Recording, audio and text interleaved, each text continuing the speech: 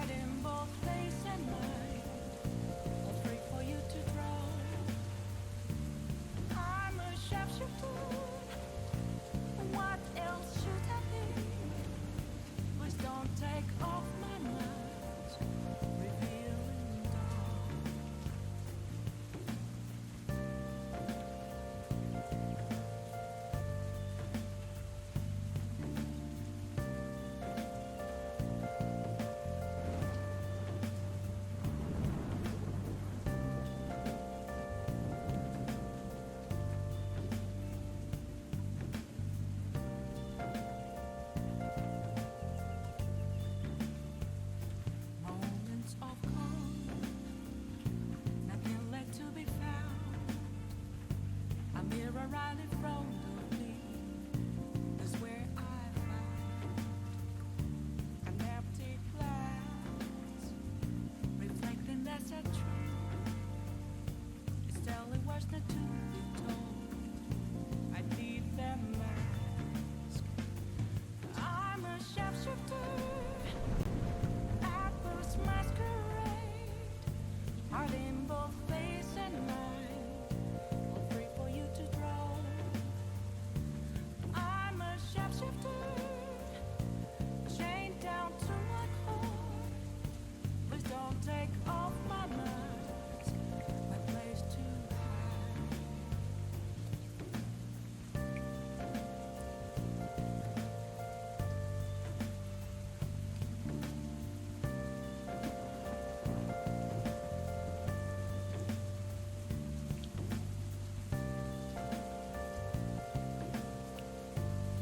Wowee. I feel like I should start talking now.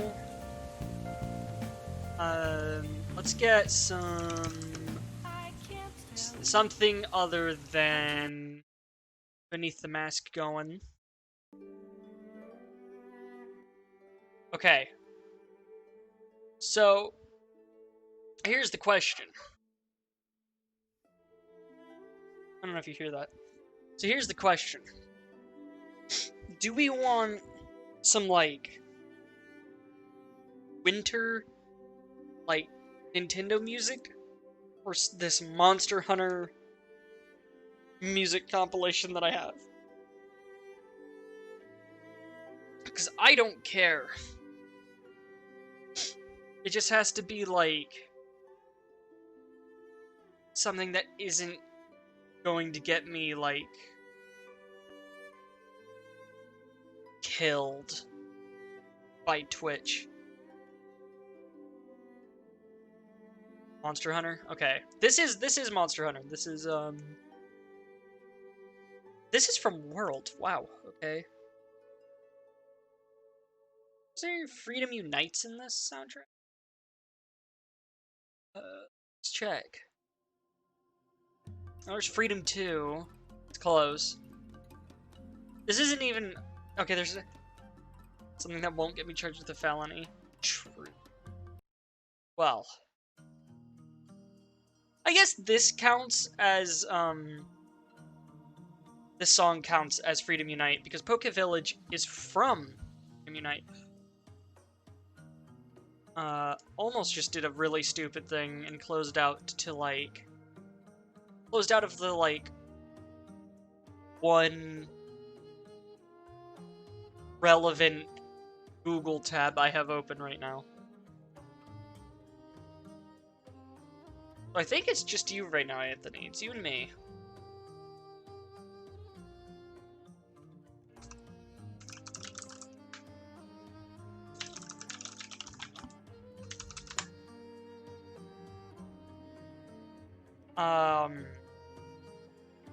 So, a brief explanation of this, stream.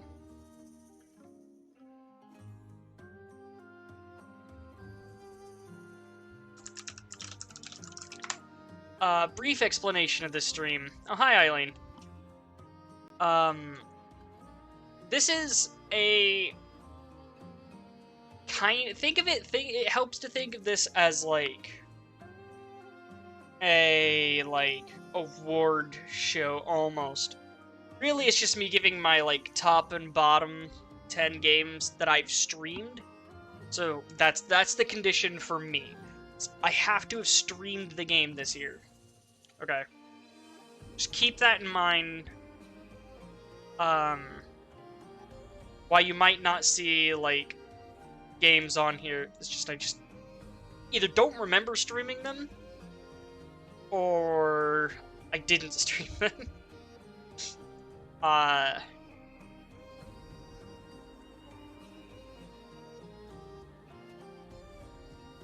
don't even know who Lily Pichu is.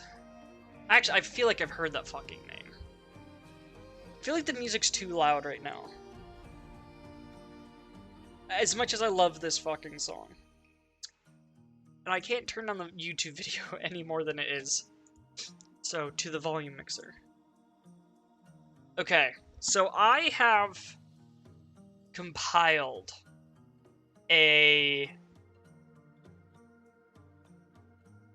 bunch of things. I have no idea how well this stream is going to go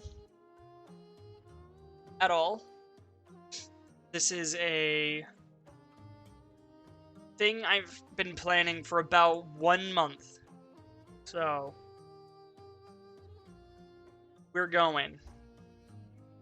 Yeah, I'm gonna be talking about my favorite 10 game. Should I start with the... No. What I should do is go 10, 10, 9, 9, 8, 8, 7, 7. That's what I should do. That sounds way better.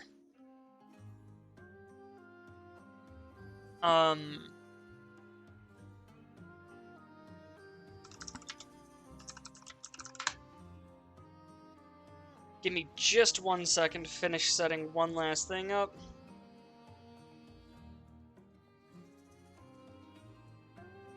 Where is it?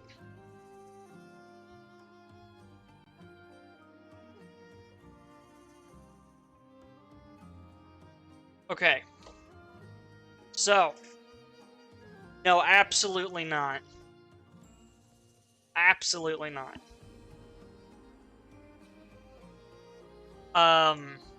So.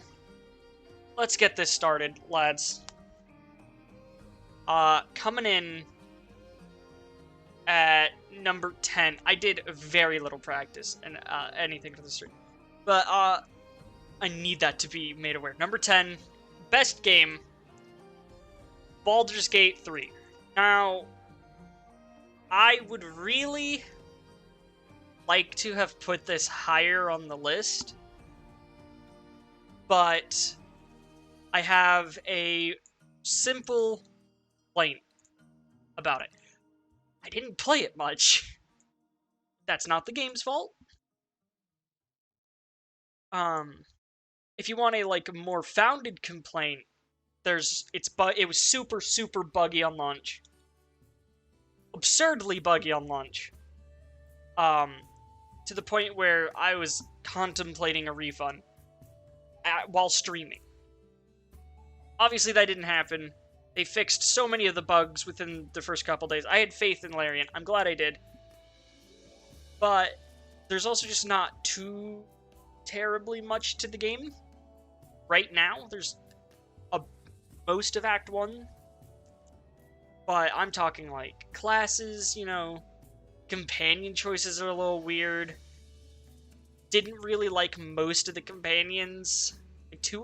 There were like 2 companions I just couldn't stand talking to, up from the maybe 1 companion that I looked at disfavorably in Divinity 2. I mean, you could chalk that up to the situation of the game, but yeah, it's a whole thing. So, what for the 10th worst game? This one's going to surprise a lot of people because I guarantee most people forgot that I streamed this. Okay, come on. No. Oh my lord. Are we doing this? Give me a second, lads. I need to go get a new image for the game! Because this one isn't working. Perfect. I'll take anything at this point. Just whatever. Go in the folder. Bada bam. Hand Simulator. My goodness, what a terrible game. Hand Simulator number 10. Worst game. Hi, Ethan. So, this game is not fun. It's minimally funny. It's just kind of a chore to play. It was $2. whatever. The problem I had with it, and the reason it's in there at all, is because I had a lot of trouble finding games to populate my bottom 10. So many good games this year. So many good games. So few bad games. But this is definitely one of them. It's not... It would be lower, but it's a joke game.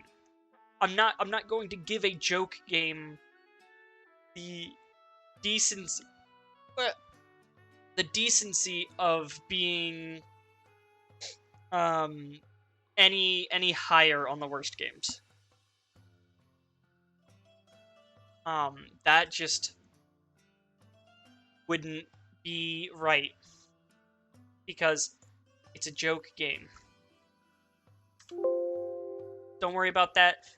You're gonna hear that like 20 times. So, ninth best game. This one, the best games had a lot of like contested positions. And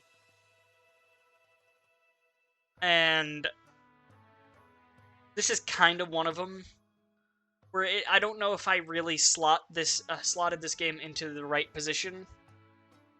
But hey, Borderlands 3, the gamer's game. A lot of people dumpster on this game because the story is abysmal. It doesn't have the charismatic villain. But the game is fun. I think that's... It's... Yeah, Borderlands has a reputation of those charismatic villains and such. But no one cared about the villain of the first game. There really wasn't a villain. Absolutely no one cared about the villain of pre-sequel. Good lord, no one cared about the villain of that. I loved that. I loved the pre-sequel. I couldn't tell you what the villain is. But the villains in this game are, like, actively annoying. But the gameplay improvements they made are so good. Everybody having a choice of abilities that you can customize. Fantastic. Absolutely phenomenal gameplay choice. All the new weapon types are really fun. And it's just a fun game. That's it. It's just a fun game. That's why it's there. The co-op's great too. To me. Alright. We're going right into our 9th worst. This one hurt a little bit to put there. Fall Guys. So, now, Borderlands has memorable villains, it's just Handsome Jack, but yeah, but he's really memorable to the point where they can't let him go. But we're past that. Fall Guys. Fall Guys is not on here because it's a bad game. Fall Guys is fun. I like Fall Guys. It has had, like, no content. There were so few games there to play. There was I think there was 10 mini games, and I never got one of them ever. And I'm sorry, but of those 10, 3 sucked to play. Maybe even 4. Honestly, it released with too little content. I know it's gotten better. I know they're caring. But the scene has apparently, died on PC. So what's that leave me to do? Fucking nothing? Which, again, this one's just on here because I'm disappointed. I love the game. It was the game I got drunk to. But it is on here as 9th worst. You know what? Let me hang on. Let me just add this. Here's what I'm gonna do. I'm gonna go there we go. And then we're just gonna make that background color. Yeah. Why?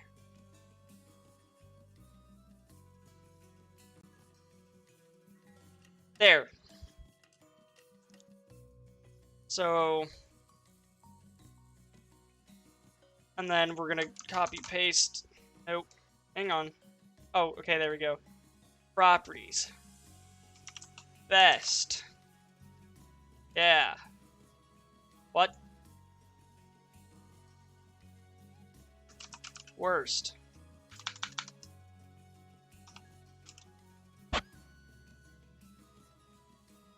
Why? What's happening? Why is editing... Whatever. Hang on. We'll fix it. So, 9th worst. Alright, this brings us to our 8th best.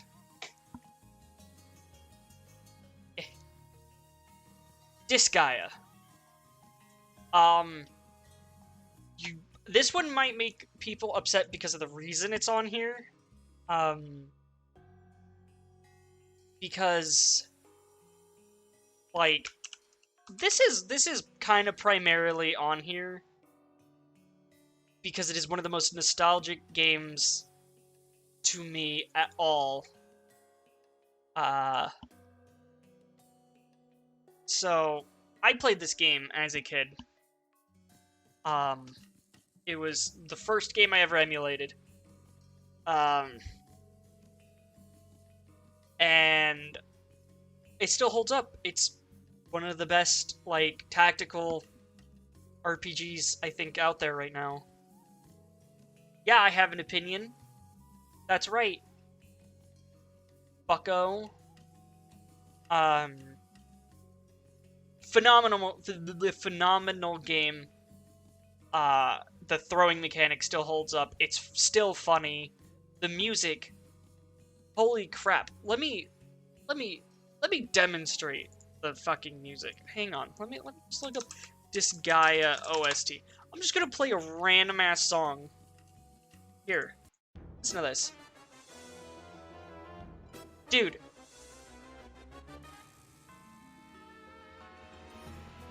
This is so good.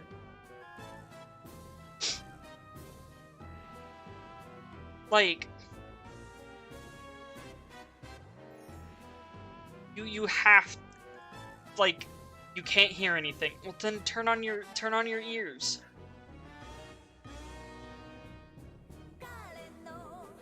Oh no, do not tell me it's bugging out right now. I will cry, dude.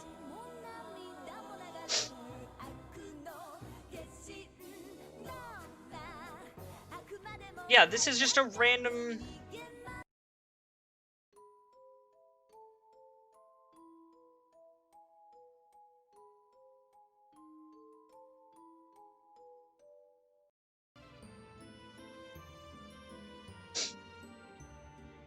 Dude. Dude. No, hang on. Dude. No, hang on. Dude. No, hang on. Dude. No, hang on. Dude. No, hang on.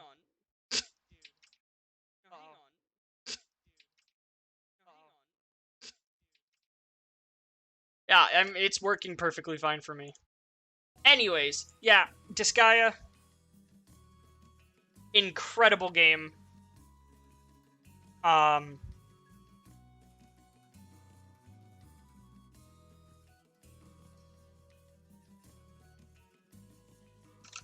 just gonna... Someone tell Jeanette she might want to, like, refresh her stream. Anyways. Disgaea, gone. Bam, gone. We're getting our worst. I actually have to check the list. Ah, yes. The one that I don't feel like is very controversial, but my reasoning, I'm going to kill something.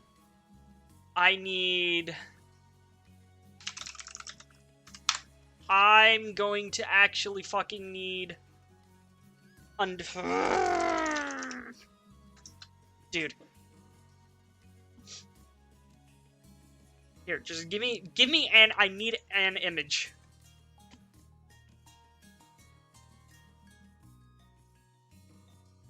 Come on. Yeah! Ooh, not controversial at all. But Yeah.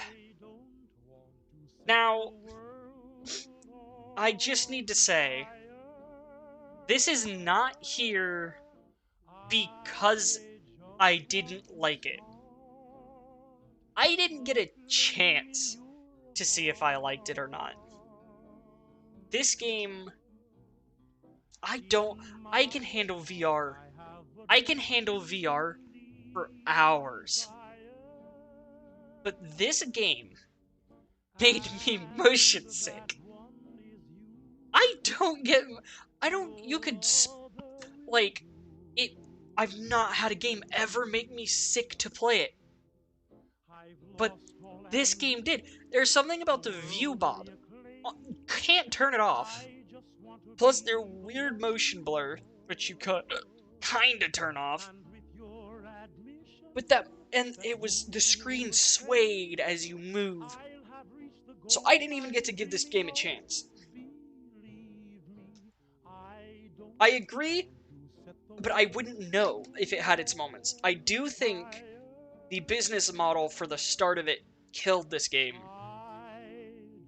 I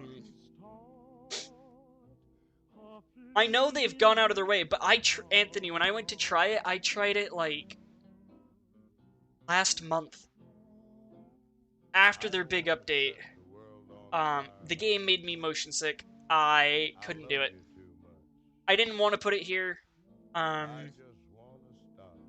but it's yeah. Anyways, moving on from Fallout 76, we have our 7th best game. Oh lord. And this one comes from the soul. That's right, baby. It's Payday 2. Let's use my stream skills. Payday 2. Like... Oh, hang on. I meant to have this prepared. So, Payday 2. What a fun game. Like, great co-op. Progressing in the game actually feels like it matters. The way they do heists is actually super fun. It's incredible. I loved experimenting. This is where we got one of our first toxic viewers. So this will hold a very special place in my heart as the, like, birthplace of one of the most toxic viewers I've ever had on stream. But it didn't taint the game for me. No, I still love the game. And listen to that fucking soundtrack, dude. Great game. I think absolutely deserves its spot. And you honestly, like, how can you forget my, like, you can't forget my iconic mask from that game. You know. Now,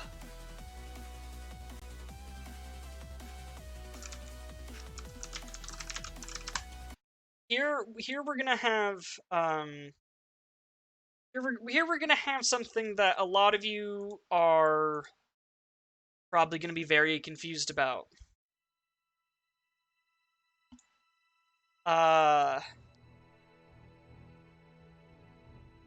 So this is 7th worst. Titan Quest. Holy shit. This game feels bad to play. Yeah, what is this game? Well, allow me to tell you, it's Diablo, but not fun.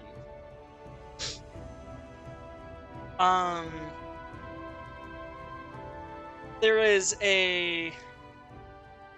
I streamed this game for one day. That's the thing you're gonna see with most of the worst games, is they were streamed once.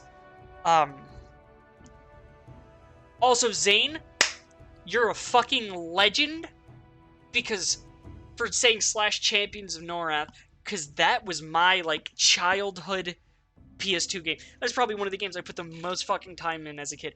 I love that game. And this game manages to do all of that wrong. I used to play that game all the time. It's so good. It's so good. Oh. See, I would too. I would pay $60 for a Champions of Norath port. I would. It's so good. So sad it got dropped at the PS2. Incredible game. This is not that. In Titan Quest, in Titan Quest, it feels old as hell. Like, if you've ever played Diablo 2, this feels older. It kind of feels like the original Baldur's Gate played on, like, an ARPG. Not great. Released in 2006. 6 years after Diablo 2 and manages to feel like an older game. So, if that doesn't tell you anything, I don't know what will.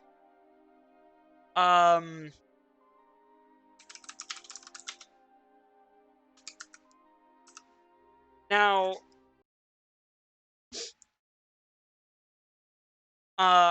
there's gonna be some people who, yeah,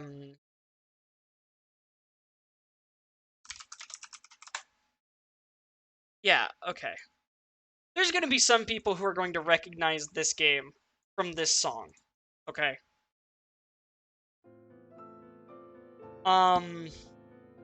That's right, baby.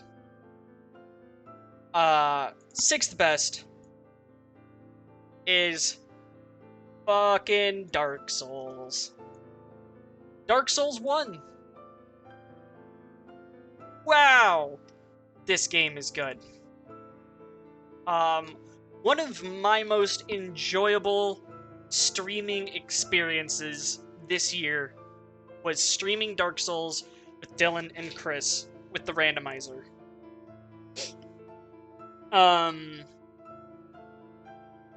Getting through this game was a super fun experience. And there's something like, yeah, maybe I shouldn't have done a randomizer for my first time through. Maybe that's why it's not number 1. Maybe. But I don't care. Holy shit. It's probably the most fun co-op stream I did. And in fact, is one of the highest rated multi-person stream games I played this year. Hi, Jamie.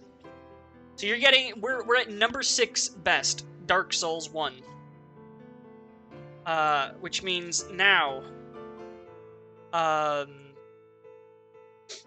mean, the game, I think the remaster, it might have been like a bit of a scam at first. Maybe, that's possible.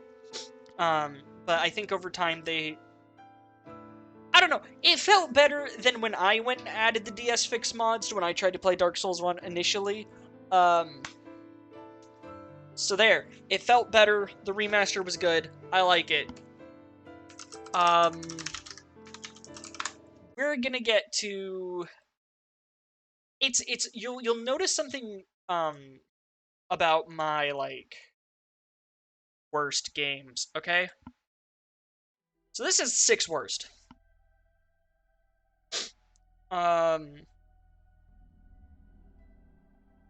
This game is not a forgettable game. If you know this game, you know this game. Torchlight 2. Oh my god, how this is worse than Titan Quest is impressive.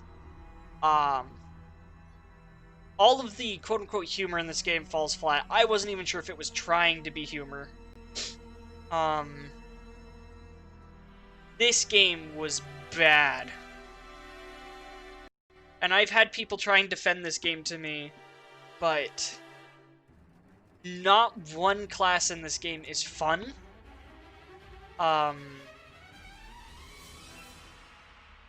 The item system was terrible. The pet system was dumb.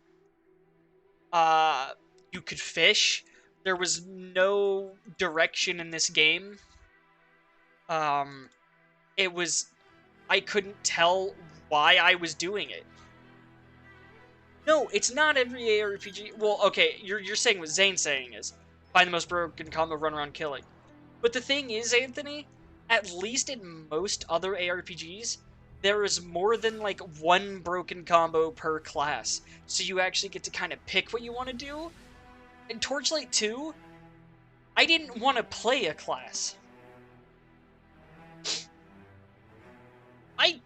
The story, who cares? It wasn't good. The music is also super generic. Super generic music. Sorry, but a soundtrack is a huge part of a game to me. What story? Thank you, Noel. What fucking story, indeed. Super disappointed in this game. Played this after I played Diablo 3 all the way through for the first time. Which does just remind me that Diablo 3 was played this year. And should have definitely been considered for my top 10 games. Because that felt like it was more than this year. But whatever. Moving on. Bam, bam, bam, no. Bada bam. So we're at number 5. Oh, I'm excited to talk about this one. Because there's not a lot I can talk about this one. Now,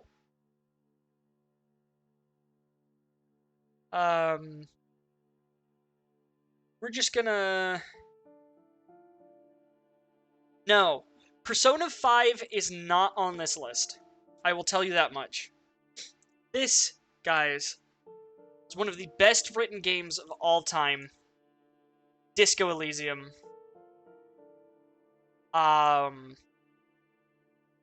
Holy shit, guys. If you have not played this game, you are doing yourself a disservice. You know nothing about this game, elaborate. This is one of the most immersive RPGs I've ever played in my life, and there is basically no combat in the entire thing. There is no combat system to this entire RPG. It is all story as you try and salvage the life of a alcoholic detective who has given himself basically like severe brain damage from his drinking. Has to salvage the murder case he was sent to investigate and at the same time recover who he was or become a better person. These two characters shown, I can't remember their names, and that makes me sad, are one of the most likable duos as long as you play them like such. You don't have to. But I did. This game is written phenomenally. Handles, like, mental illness super well. Feels super real. It's hilarious, too. Fantastic game.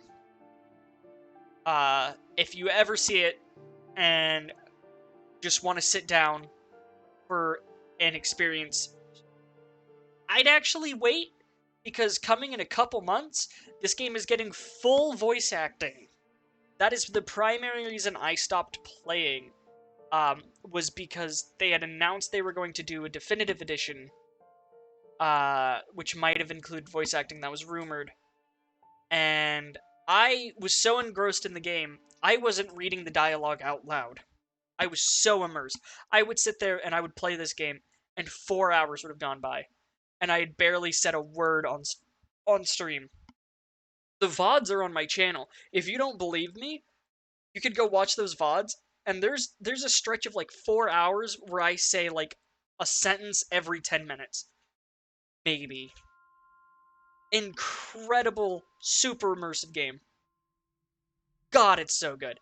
Okay, but it's only number 5 because I didn't get that far in, because just as I started to play, they announced the definitive edition, which is going to be a free update to the game if you already own it. Very cool. Good developers. This is what developers should do. They should care for their game even after it's launched. Anyways, next up. Next up. Yeah. Um, fifth worst. I have to check the list again. Ah. Here's one that makes me sad to put on here. Let's let the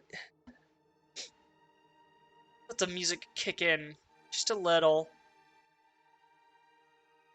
because that's one of the most disappointing parts about this. You see, at number 5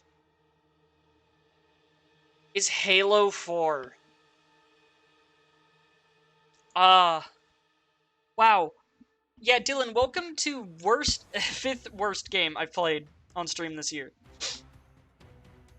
Halo 4. After the incredible fun of Halo 3, of ODST, of Reach, going in and playing Halo 4 was disgustingly disappointing. You say there's nothing memorable about it, but there is, and everything that's memorable about it sucks.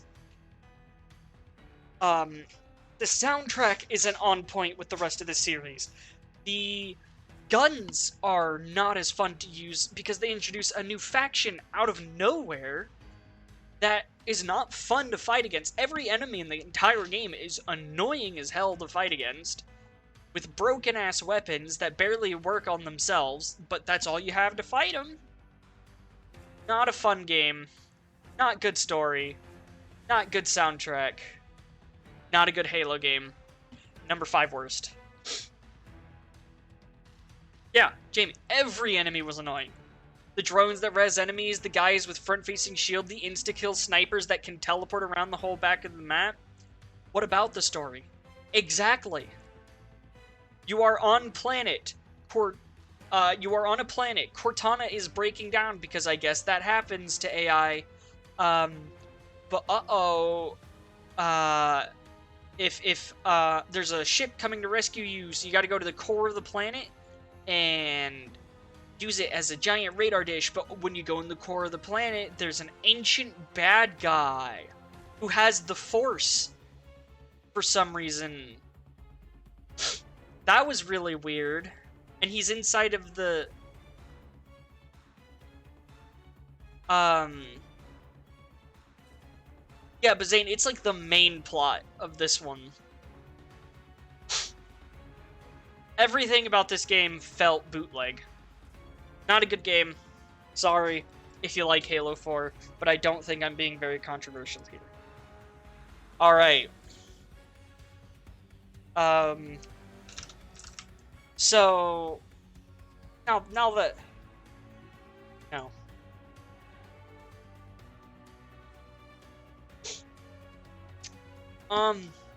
Gonna be real. I am glad this worked out the way it did, because coming in at 4th best game, skip a little into that song, 4th best game, I have to get a new image for this. Hang on, lads. Coming in at 4th best game, that's right. Halo 3 ODST. What a gem. What a gem of a game. Good lord, the best Halo. The best Halo game. Because, you know what? As cool as Master Chief is, nothing he did, gameplay-wise, felt as good as what these random-ass shock troopers do. And the New Mumbani, or whatever, sections were awesome. Just exploring that, like, open city, Mombasa, yeah.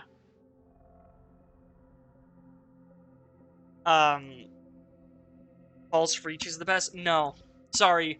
ODST. The guns felt better. The grenades felt better. Every enemy felt more impactful. The story was pretty good. The flashback segments were whatever, but I actually thought the best part of the story was exploring the abandoned city.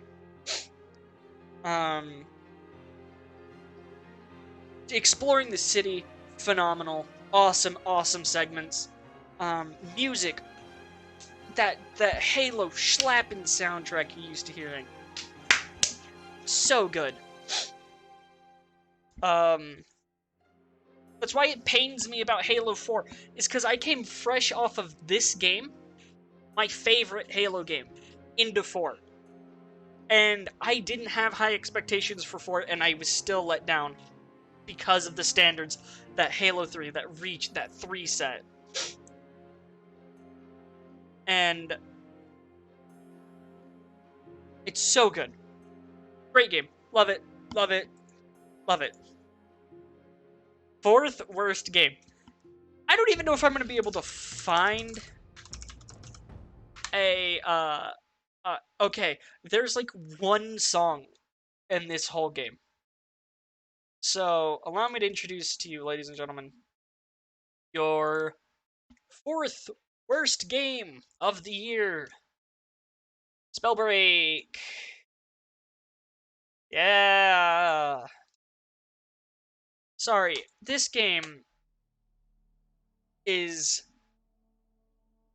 Let me check the list real quick. Yes. This is the highest ranked game that is only here because of how disappointing it is. The gameplay is really solid and fun, but everyone in the game was a bot when I played it. And yeah, Anthony, I know it's on Steam now, and I think that is the only chance this game has of saving itself. Because it needed something bad.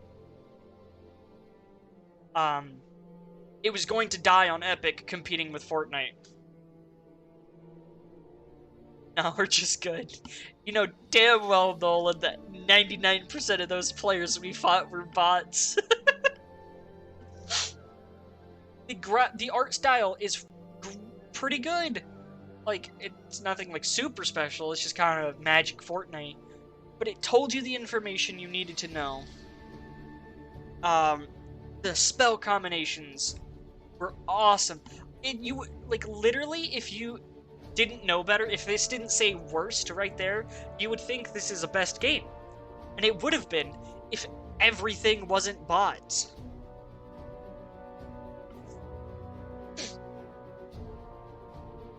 So, I think this coming to Steam will save it.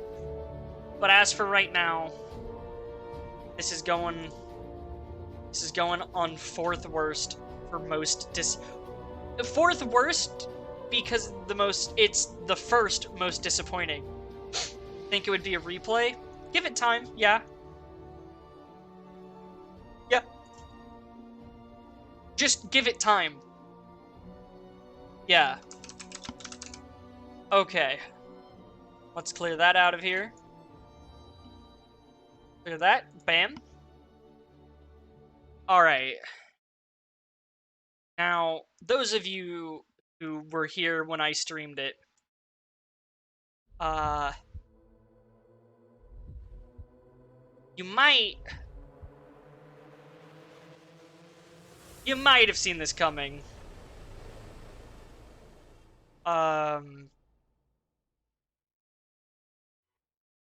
Ladies and gentlemen, the third best game, Dusk. Oh my god, this game. You like retro shooters?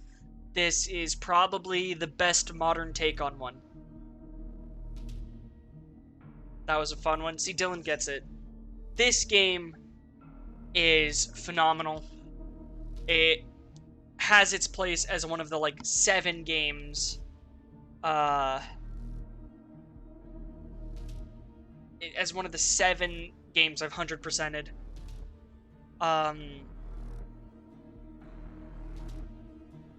And it was just a delight to play. And the graphics obviously aren't the best, but they're not supposed to be. But the style they managed to pull off in this game and get it running as fluid as it did was phenomenal. It had everything I loved about retro shooters and more. Great modern adaptation. This is what things should be. And we're going to get into what they shouldn't be very soon. But you're right, everything New Blood has made or picked up has been amazing. You're right, because what they do is they find people who care about what they make.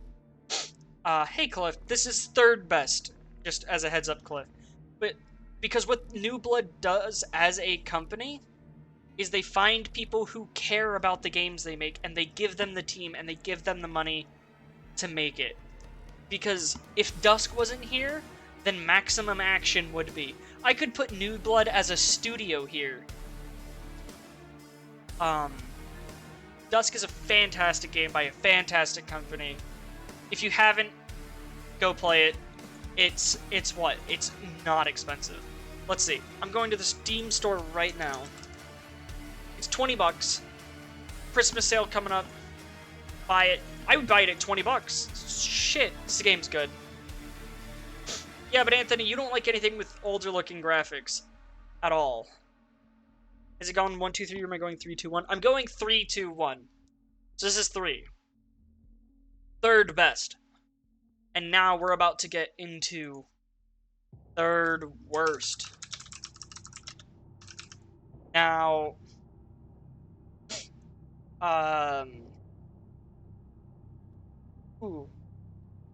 there is a painfully, like,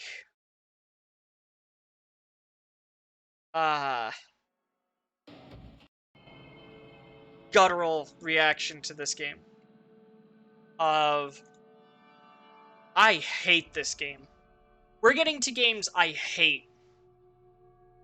Devil Daggers. Oh my god. Devil Daggers.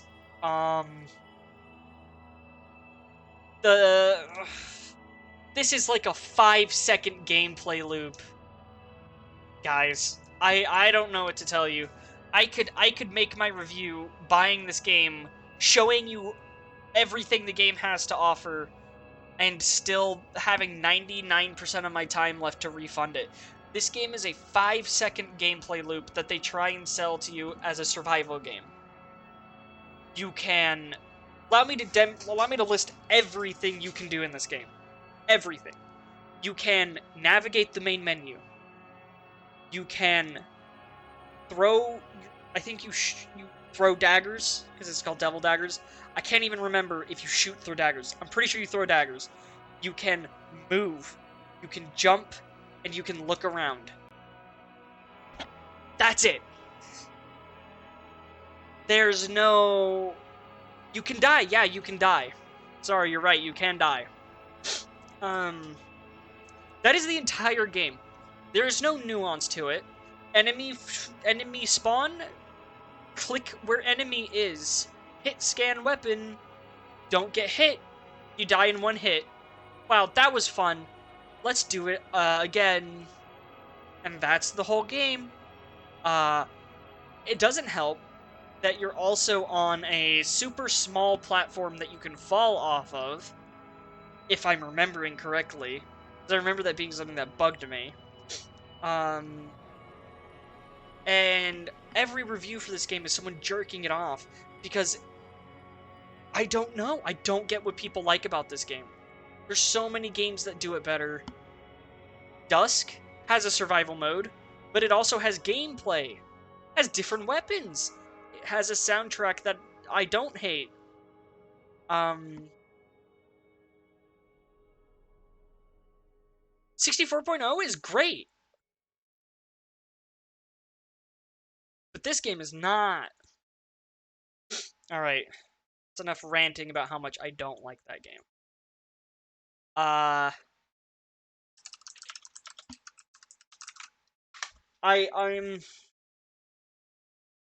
just gonna tell you guys right now that based off of my second favorite game, most of you are going to be able to guess. Oh, wait. Sorry. We're gonna do our honorable mentions for good games. Okay? So, honorable mentions for good games. Sorry to anybody who is bandwagoning super hard or have had legitimate issues, but I fucking love Cyberpunk 2077. I love it. It's super fun. I think the story's written really well. Having a blast playing it. Since it released 7 days ago, I have put 49.8 hours into the game. I'm liking it, and I've never had it crash. I've never had a game-breaking bug. Nothing. Next honorable mention, Adventure Quest. Yes, the old-ass Flash game. Super nostalgic to me. Played it for a long time on stream. Grinded a character up from nothing to higher level than I ever made it as a kid. It was a super fun adventure seeing everything again. And occasionally I go back to it still off stream. Another honorable mention.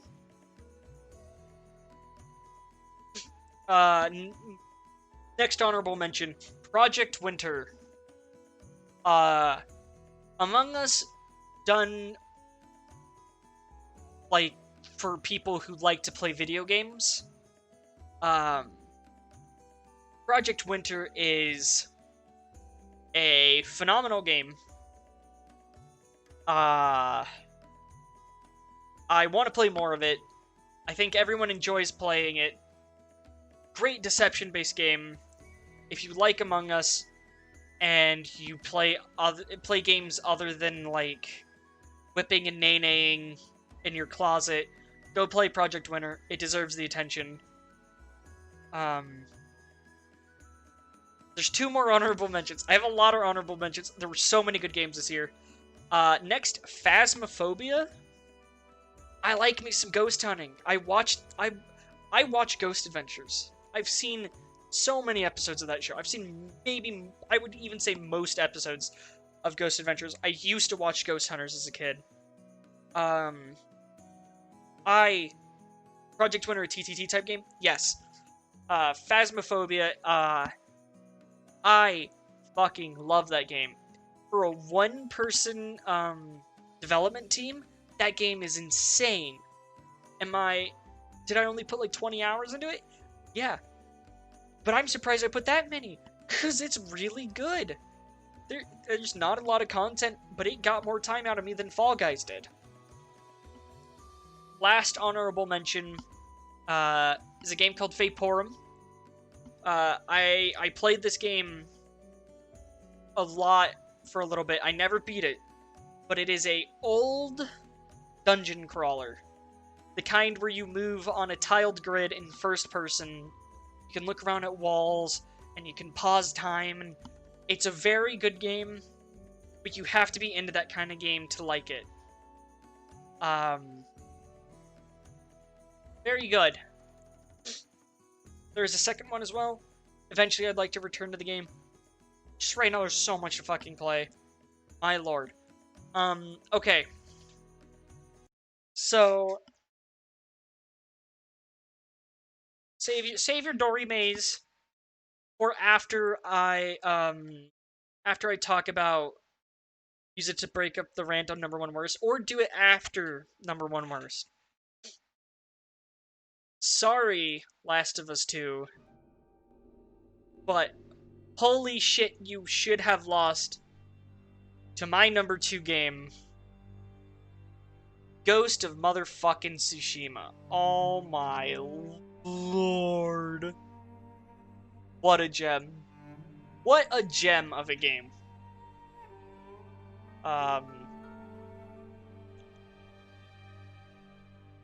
Worth picking up?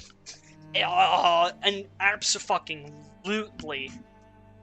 The combat in this game is phenomenal. The story is phenomenal. The art direction of the areas, the art direction is realistic, but areas manage to still look breathtaking. Like, they look like fantasy environments, but they're not. It's insane. My advice? Play the game like you're a samurai. Because damn it, there's enough stealth games out there. Be the badass samurai you can be. Play this game on the one below the hardest difficulty, and you will feel like a badass every step of the way. Holy shit, this game is so good. A side quest made me cry.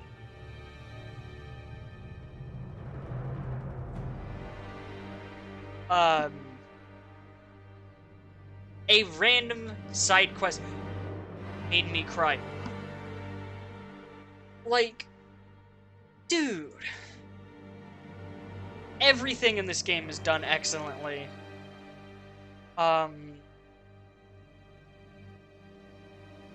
It is a PlayStation exclusive, Zane. But if you have a PlayStation, this is easily one of the best games on it. At all.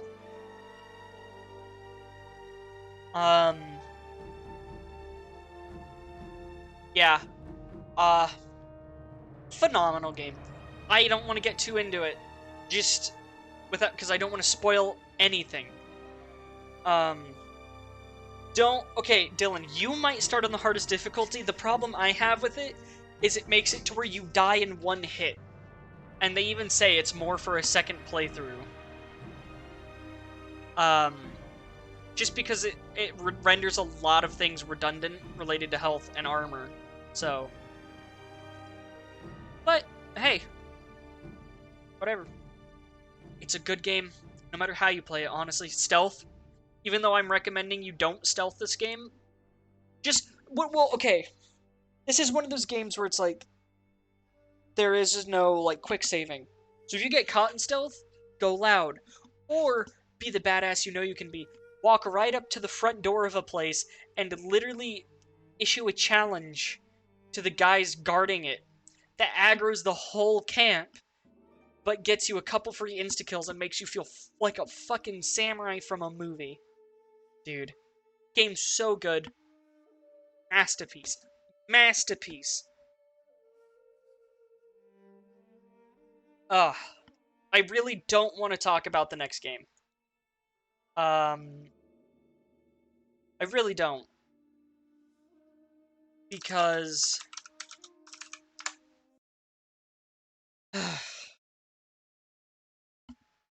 damn, this game sucked. So... I'm really sad to say this.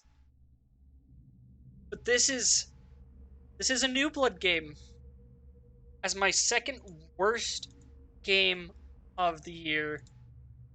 If you were there, you knew it was coming. this game is actually the fucking inspiration for this list existing. A Medieval. You remember everything that I said Dusk did right? A Medieval did wrong. The weapons weren't fun to use. There was a really weird berserk mechanic that didn't make sense. The level design was obtuse. There was buggy. The enemy design was just guys in armor. That Dark Souls 2 syndrome. But whatever. That was for the first level. Whoa, wacky. And then for the whole, like, first set of levels, and then for the whole second set of levels, it's just tentacle monsters. I couldn't even figure out how to progress. I started using a cheat code to just end the levels for me automatically, because I couldn't stand to play this game. This game did like one or two things right, and then has a myriad of things it did wrong. And I shit you not, when I played this game, I said out loud, I'm going to do a best and worst games of the year stream, and this is going to be the worst game. And it isn't. That should tell you that there's something real bad on here.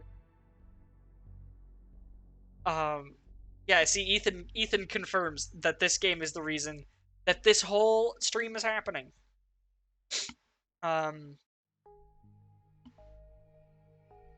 So a real stinker coming up for number 1. Yeah. Yeah. Now, would you guys rather I just show you what the first worst game is? Or save the worst for last? I can save the best for last, or I can save the worst for last. I'll take a vote from chat. What would you prefer? Worst now? Best for last? Worse than best? Okay. Okay. Then let's take down that medieval JPEG. Oh, lordy. Okay, guys. So, there is a game out there that promised so much. And I didn't play that game, Anthony, so it doesn't get to go on this list. There's a game out there that promised so much and delivered on so little. One of the jankiest games I've ever played. Manages every core mechanic of this game, manages to be buggy. The combat is basically unplayable. The combat is that bad. This is a AAA game.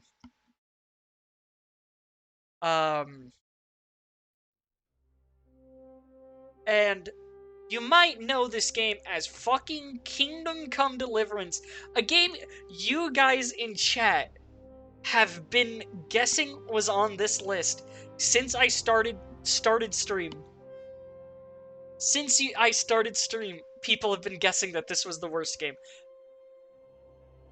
I hate this game. This game is bad. A Medieval at least has the excuse it's an indie game. This game had budget.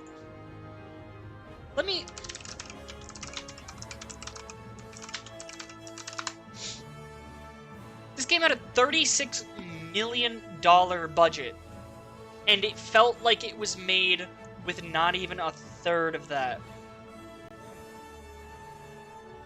And Nolan's right, saying that is probably the only reason you could stand this game. Let's see. It launched with limited save items in an open world. That's vile. That is a system we left behind because it sucked dick. Why would you bring it back for a open world game? My lord, dude. Just... The dialogue is stunted. The voice acting bad. The main character, unlikable. Bug-eyed for some fucking weird reason. The plot, stupid. The combat, abysmal. There was nothing redeemable about this game, other than maybe... No. No. I had something, and then I was like, not really.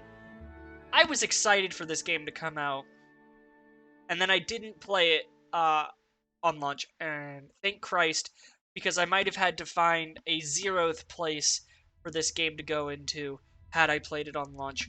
My god. Bad game. Sorry if you like it. It sucked to me. It was so fucking bad.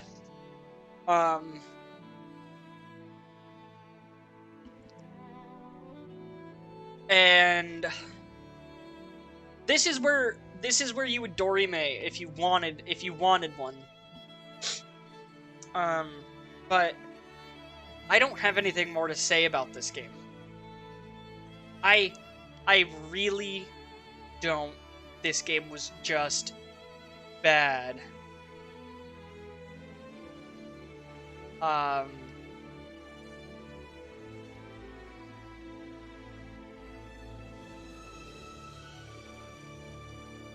Because I got tired of people spamming it for 2 years, Jamie. Glad you've finally noticed.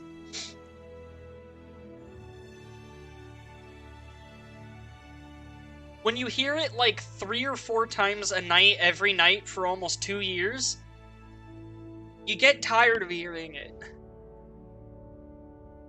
Alright. Alright, you fuckers. You all think you're so fucking clever, don't you? Like, shut the fuck up. I'm sorry. You knew it was coming. The best game of the year. A fucking Persona 4.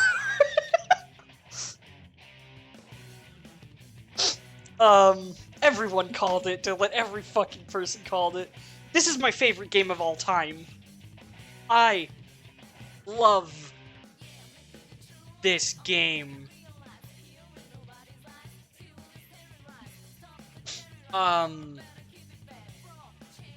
This game was... I had been waiting for this game to get a fucking port off of the Vita. It was being held hostage on a system no one bought.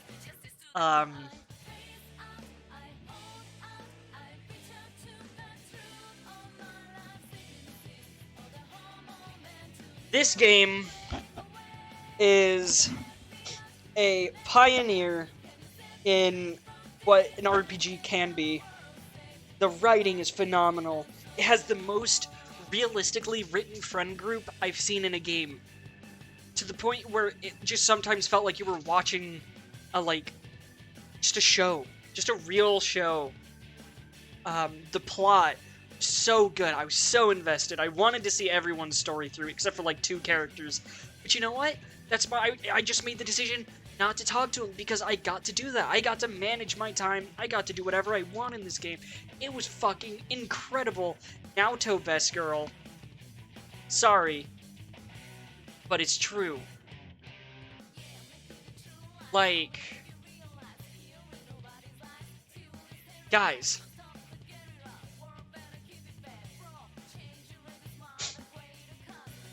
Yeah, I do. Here she is, Naoto. The best character. Here, you know what? Just label Naoto as best, because it's true. Vibin' Naoto. Deserved! I'm sorry. This is deserved. This game was fucking incredible. One of the best soundtracks ever. Just ever. From movies, from games. Just ever. Dude, if Mozart heard this soundtrack, he'd shit himself. He would die. Because it's too good. Mozart would literally die. Mozart would literally die if he heard the soundtrack. Because he would be vibing too hard.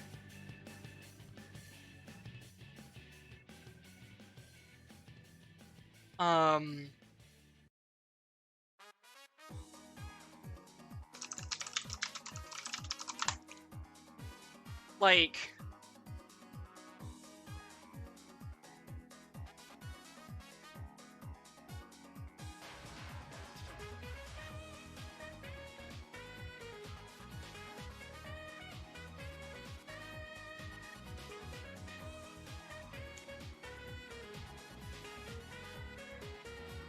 I'm sorry, lads. I'm sorry I couldn't be less predictable. But this game deserves shilling and whoring out for. It's...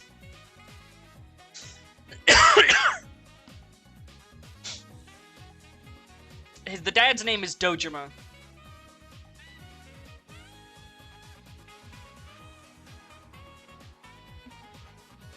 I've never had a game impact me more than this game. It told a actual incredible story with an actual, like, good lessons to learn from even just the, like, random characters in it. Like, I had one of the main villains of this game spoiled to me, and I didn't care because I love this game so dearly. And that's why this game gets its top spot this year. And if I ever came back to this game... If I ever came back to this game, I would probably fucking... I would probably give it top game of the year again. Sorry, gamers. This game's that fucking good. There's like one game that has the potential to beat this game.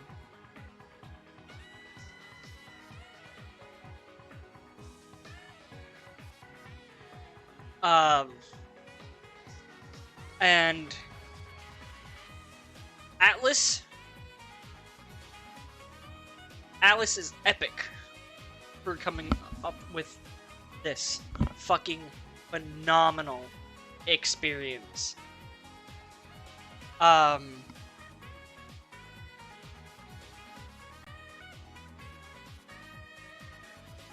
It's good, guys. It's good. Sorry. Alright. Alright, lads. So, we're going to take a very short break here, maybe 10 minutes, maybe 15. Go to the bathroom, get a drink, get a snack, because we're about to start the guest segment of this stream, where I'm going to pull in a lot of people you've heard on stream before. Wait, oh my lord, I just forgot something important. We're going to do something before that, but after the break. Mountain Blade, Zane. There's that... 3,000 hours in Mountain Blade make me question your taste in games entirely. That isn't Warband. You can't do that. You can't, Richard, it's too late. You said name one, you can't. Dude, one of the mods could turn it into Persona 4 and I'd still complain about Mountain Blade. Okay. Again, I actually have a surprise third list. You know what, we'll do the third list right now. Actually. I have to find where these gifts are. That's interesting. There aren't. Ah, there they are. But we'll keep vibing Naoto in the corner, okay? Perfect. Most memeable games. No. Or you see, guys, there's a category of game that just didn't... There were too many of them to put on the list. So they get their own list. That's right, everybody. Top 5 MMOs that I have streamed this year. Bet you were fucking expecting that. Yeah, we're doing MMOs. Best. I didn't play 20 MMOs. I played like 5, and they were all good.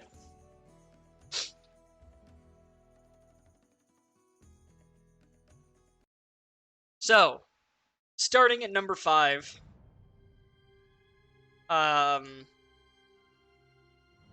Starting at number 5, we have... Okay, where... No, I need that. Elder Scrolls Online. Sorry, Skyrim Cucks or something. Yeah, ESO gets 5. It was good, but we immediately dropped it for another game. I didn't get to experience it too much. I genuinely enjoy this game. I think it's good.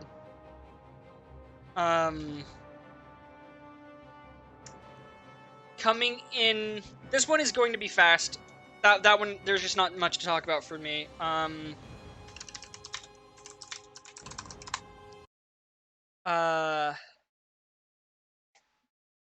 This one's gonna surprise you guys.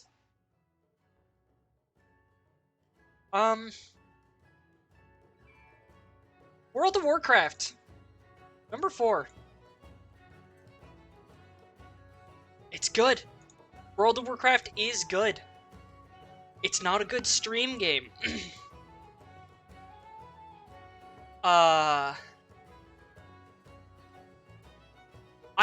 play this game right now the most off stream out of any of these MMOs this year. Mainly because one of the other MMOs on this list I played mostly last year. Well, that's not necessarily the criteria. I just think the other MMOs on this list are better. But they require people. Most of them. Most of them require other people to be their top performance. This is the best one to play if you're alone. WoW is a phenomenal game. Shadowlands was great. I have an absurd amount of time in World of Warcraft. Like,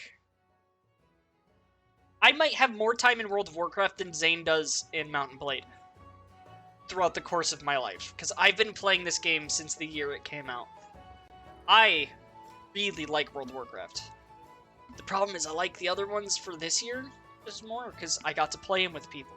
No one plays WoW with me, except my dad, which that's nice to have, don't get me wrong. But that's not 5 people, we can't go dungeoning. Which, it'd be cool, but we don't have 5 people. Alright.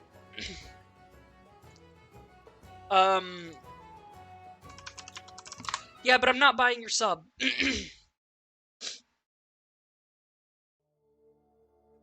Alright. Number 3. I did not have a good image for this one.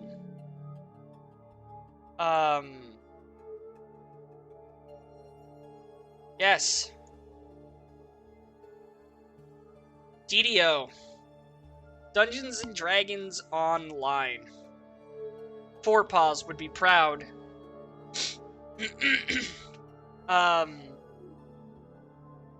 DDO is really fun.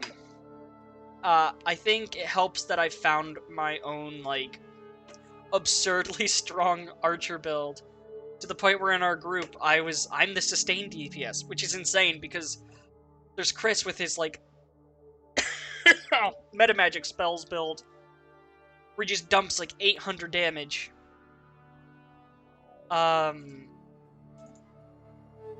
And, like,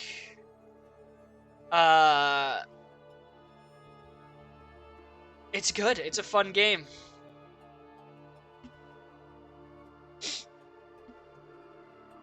Alright. Now, how to... The question is, how do I go about showcasing this next game's soundtrack in a fun way. Well, the problem is I can't.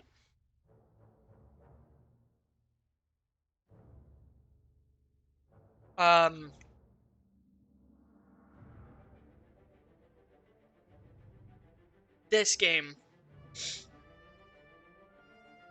You're probably getting an idea right now from this instrumentation of what goes here.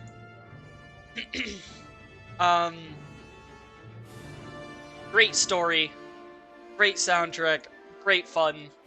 Star Wars, The Old Republic.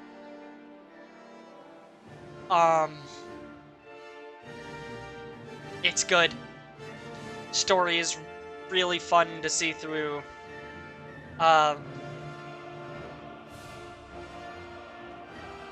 Like,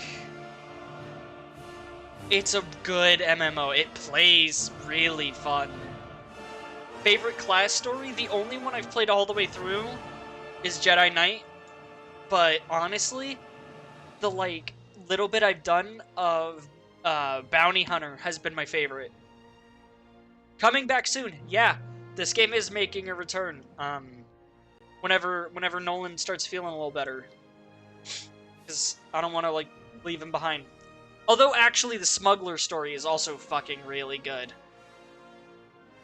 You haven't played this game starting from scratch? No. We're resuming our characters we already have.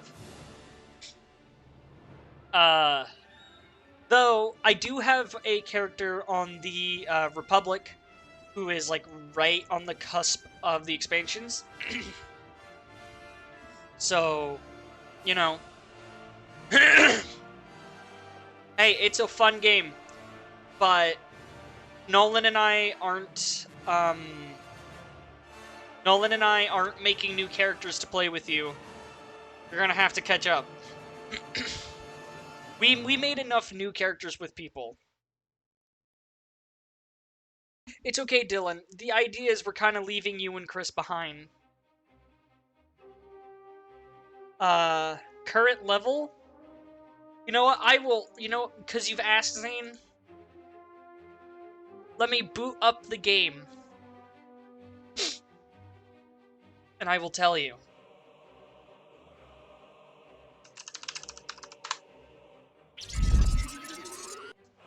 So you can hear that. You have a 55 night? I'll see. Let me see. I might be a little higher than that. I'm a little higher or a little lower, because I think I'm either 50 or 60.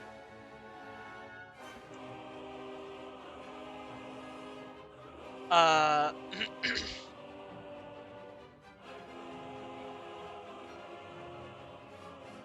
finished the story.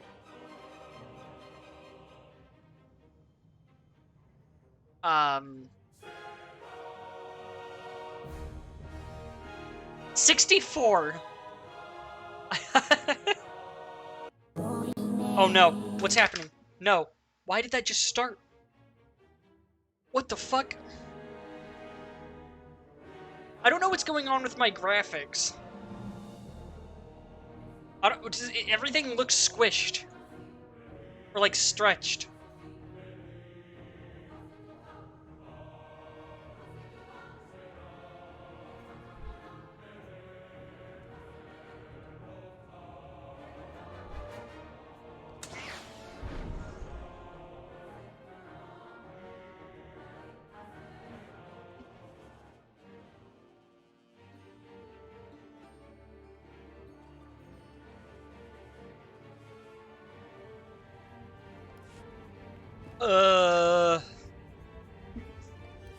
So...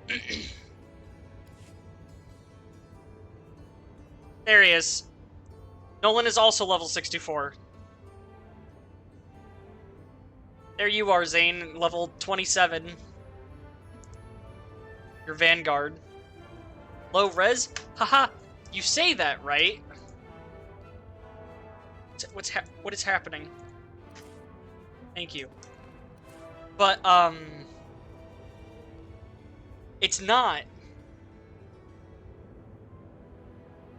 It's not low res.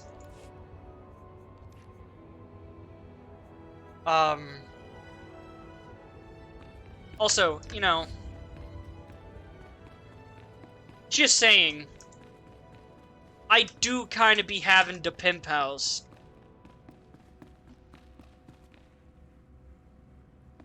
Anyways, that's not what we're here for.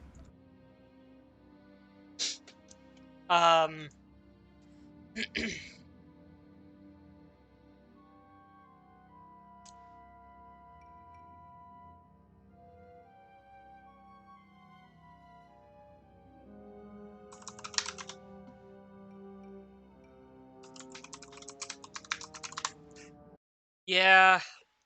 Again, I hate that I'm so fucking predictable to you assholes. You think you're so fucking clever. Yeah. Sue me. It's Final Fantasy XIV. This game deserves it. It's really good.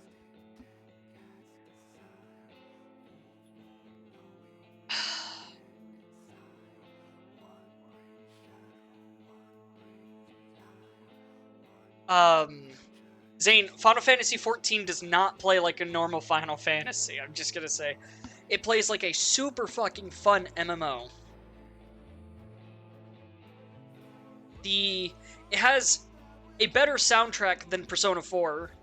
Sorry to say it, but it's true.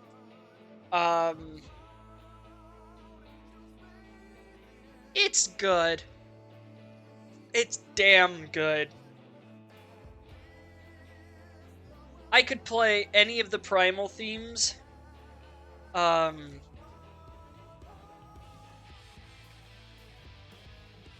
Yeah.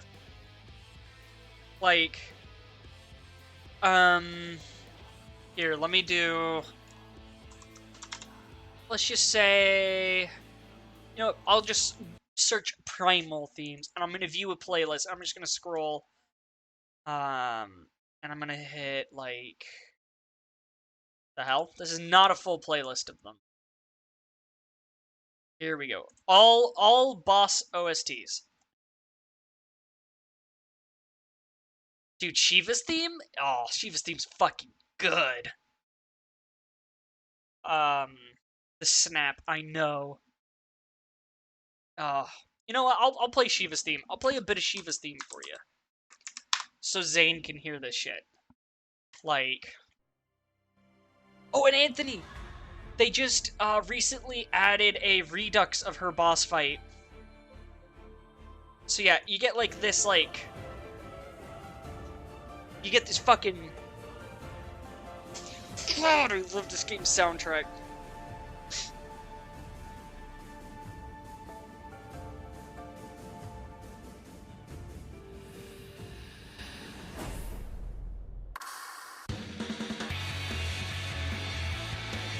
Oh yeah, Zane? This is boss fight music.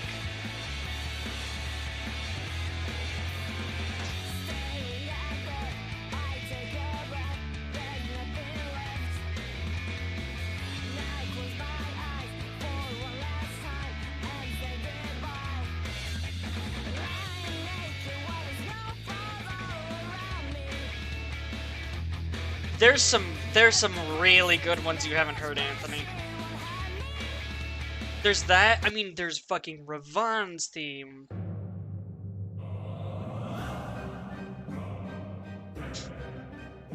Which then transfers to, like...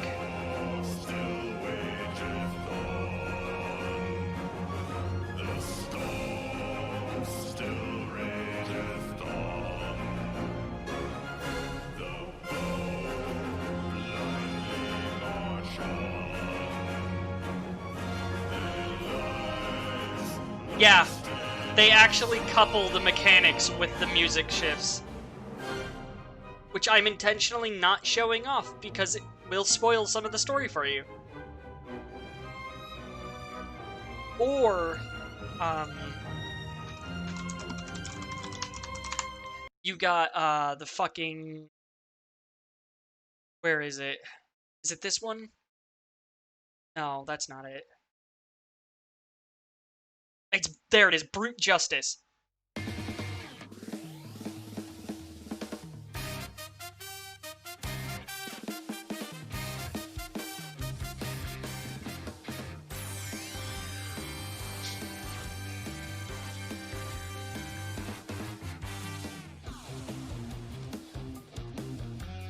The soundtrack is done by the same guy who does all of the like previous Final Fantasy soundtracks, except for Shadowbringers' soundtrack, which is done by his apprentice.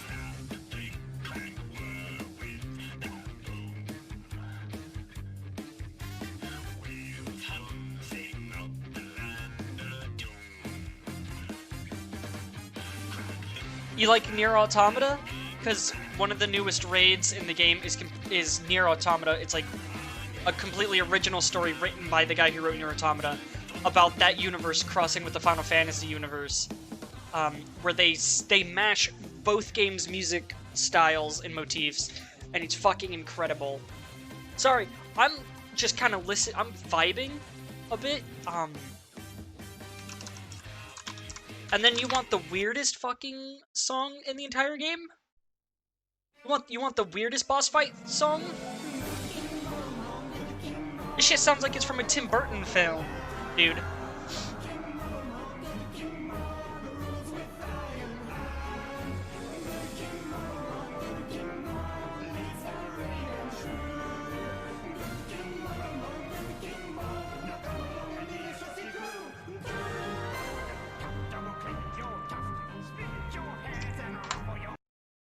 Oh, I'm sorry. You want more like Eastern music, dude?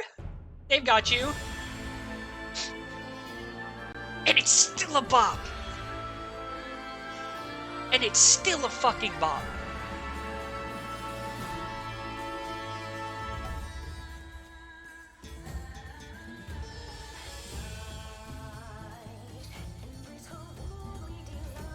I don't typically like this kind of music.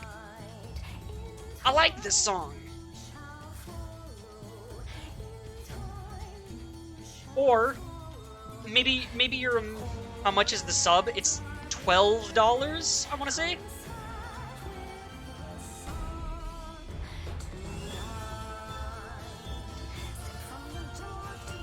Oh, and how about this? This is a lot of people's like one of their favorite songs from the new expansion.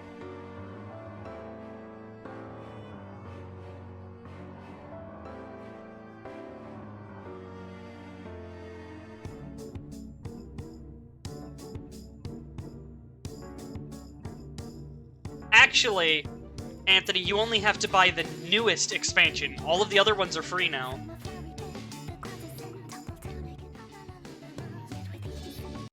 Zane, if you want to know something, the game is free until level 50. I think it might be even a little more than that now. That is the base game, and the first 2 expansions you don't even need a sub for. As long as you haven't paid for a sub before, you can play through all of that content for fucking free. Best MMO, best marketing team, best gameplay in an MMO, best soundtrack, best story in a game. But it still gets beaten by Persona 4 because that game fucking hit me hard as hell with the message it teaches. Final Fantasy XIV, second best game of all time, best MMO of all time. I don't care I'm not getting paid to add this. I fucking love this game.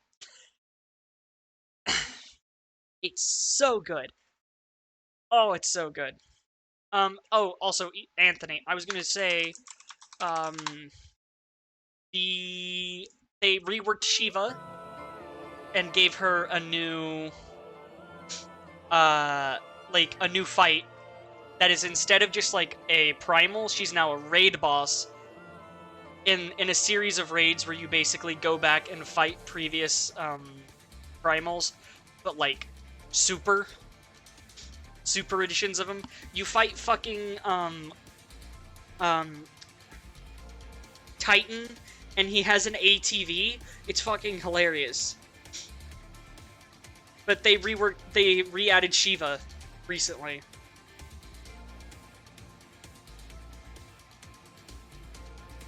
And this is her new music. What did you miss? We've been talking about the best MMO.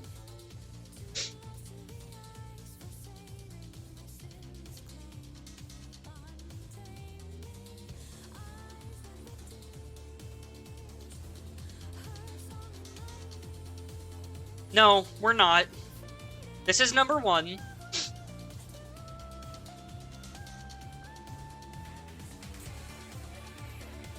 This is Final Fantasy, right? Yeah, it is.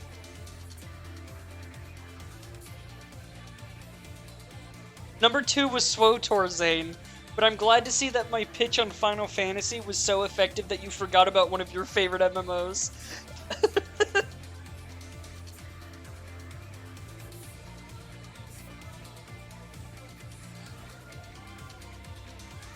Zane, I'm just gonna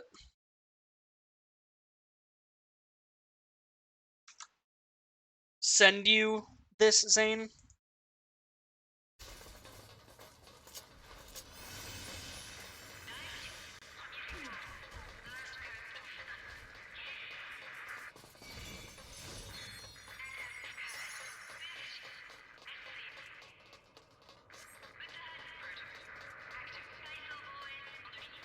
Um, yeah, so, Zane,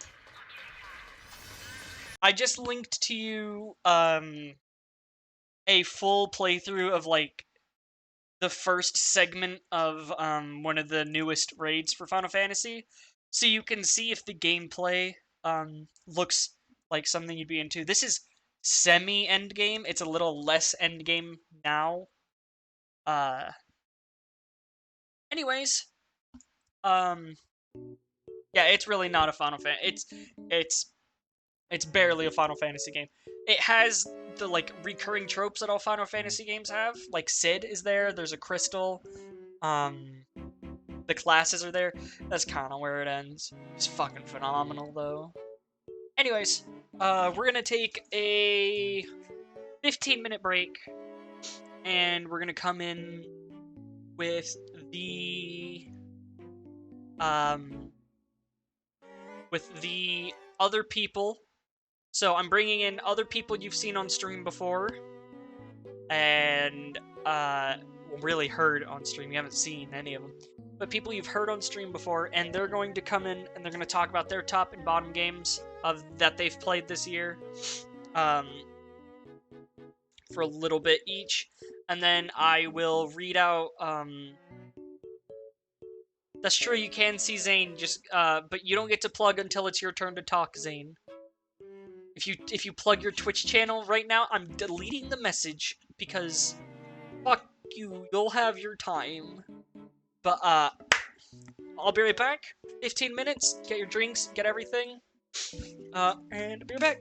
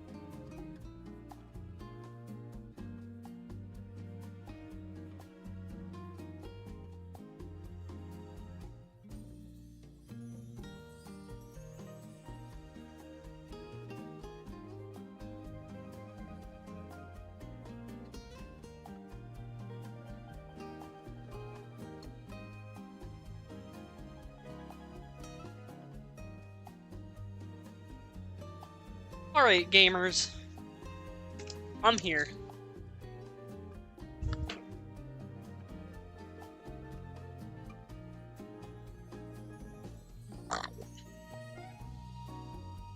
Thanks, guys. Wow.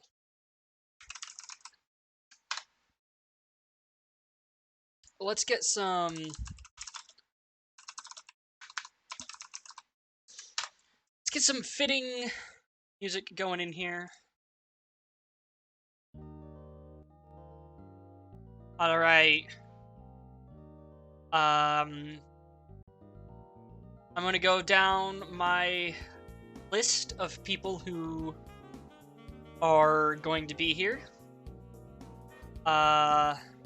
Ethan, you're up first.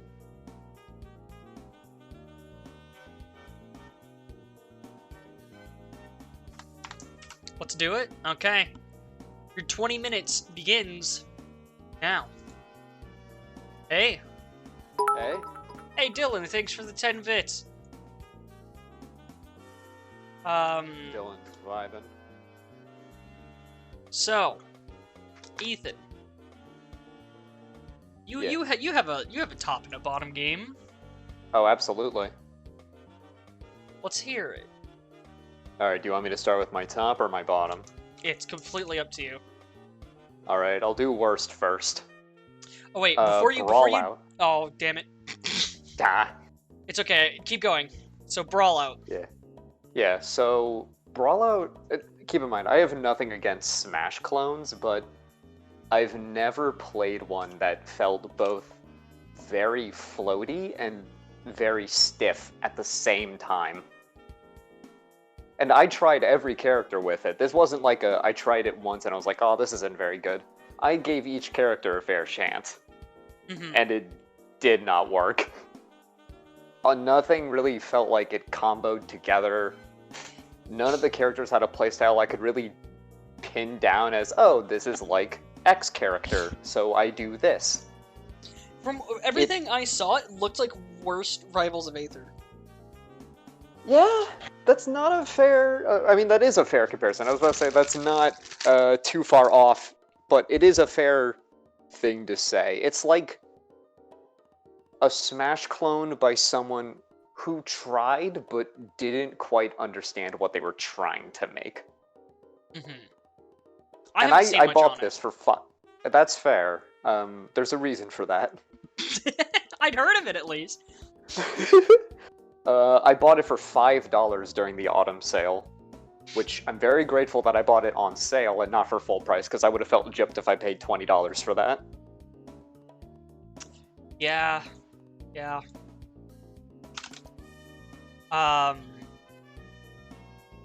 See, usually I would, like, have more to say, but I literally barely knew fucking anything about this game. Like, I knew it in fair. name, and I recognize there's, like, a frog wrestler guy, right? That's a character. Yes, and he's one of two characters that I kind of enjoyed playing. The other being the Hyper Light Drifter guy. Yeah. I forgot Because Ukulele's that's also in that game. Ooh, that's how you know it's bad. Other indie games getting characters like Shovel Knight and Isaac, and Brawlout gets Ukulele. So let's hear about that best game. Oh my gosh. Hyrule Warriors, Age of Calamity. So freaking good. Oh, I want to play it so bad.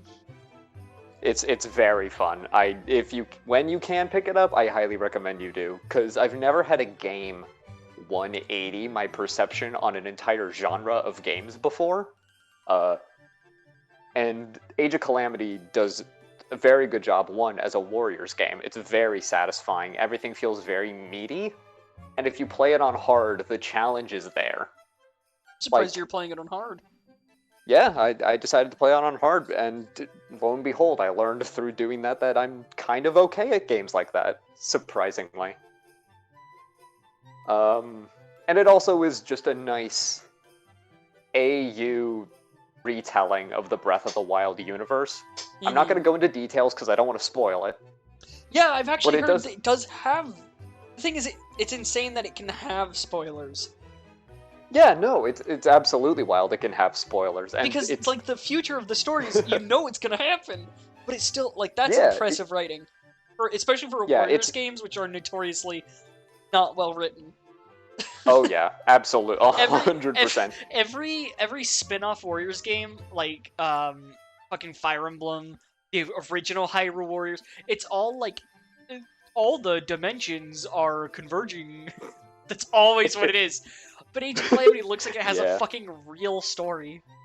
It really does. Unironically, it has a real story, and you could tell Nintendo had their foot in the door on this one because they were like, "All right, we're not doing the first Hyrule Warriors again." And another great thing about it is that it's very seldom that a game like introduces like the plot device character and it works, but Age of Calamity makes it work very well. Damn. And that's not a spoiler because that happens immediately. I've been looking for it to be a little on sale. After my Persona final incidents. Yeah. Yeah. Yeah. Well, Ethan, do you have any more you want to elaborate on, or? Just that for a Warriors game, also you get a lot of playtime out of it. Warriors it may games come off usually as- have a ton of content, though. Yeah, and like it on the surface is grindy, but the rewards are so like there that it's worth it. Like you actually feel like it's improving the performance of like not the performance, the experience. If you don't know, by the way, Ethan, in the original Hyrule Warriors, they basically let you replay like 5 or 6 different Legend of Zelda games in the Hyrule Warriors format. That's very cool. I did not know that actually. Yes. It's very awesome. I was trying to do it, but it's really hard to do solo, so eventually you and I are going to have to play that. I am very down. Alright, this is where I'm going to say, plug any socials you want to plug. My Twitch, BabyDevil116, and then literally all my other socials are plugged there, so I'm just going to leave it at the blanket one.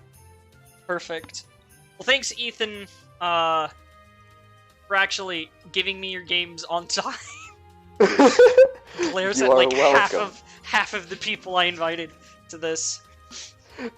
Imagine if you called me, I got on, and I was like, Yeah. hold on, I have to pick my games quick. You know, I did just have, like, in the past, like, 30 minutes, 2 people change some of their games.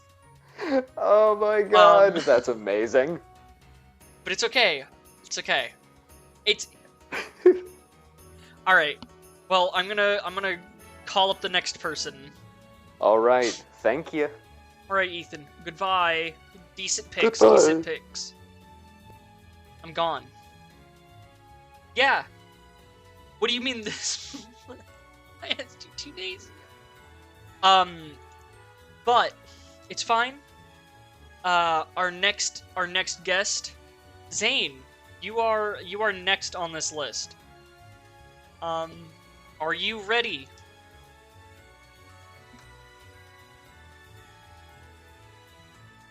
All right, gamer.